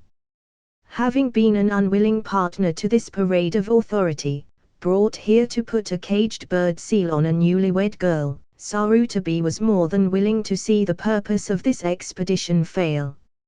He might have had to object or quibble, even call the boys bluff, if he'd tried to ask too much, but especially after the disgusting display put on by Hayashi in his office, he was more than willing to go along and see the angry Hyuga put in his place. And it would protect the young man from all sorts of repercussions as well, to have his own status as head of a bloodline-carrying clan. Sarutobi even sent for a team of medics whose leader he knew could fudge those results for him. But to the Hokage's amazed surprise, such subterfuge proved entirely unnecessary. The team of medics called during the aftermath to resolve this standoff did their diagnostics, and Sarutobi noted how intently Naruto was watching them work, and confirmed, without any instruction from him, the presence of not only a bloodline, but an advanced one.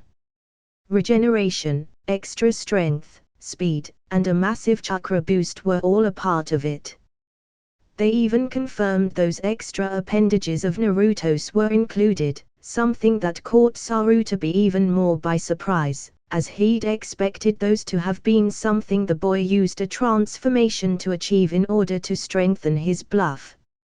But no, the whiskers, ears and tail were strong genetic traits and potentially inheritable according to the medical ninja. Quite extraordinary. Resolving to have a private talk with the boy later, after some suitable interval so as not to disturb their honeymoon further, Sarutobi smirked at Hayashi as they made their exit from the Uzumaki estate, and asked, "So, how does it feel to have the boy achieve equal status with you? As one bloodline-carrying clan head to another." The look on Hayashi's face was enough to set the Hokage laughing all of the way back to his office. That's it guys. Hope you like the video. Like, share and subscribe the channel if you like it. And tell me in the comment section down below if you have any recommendation.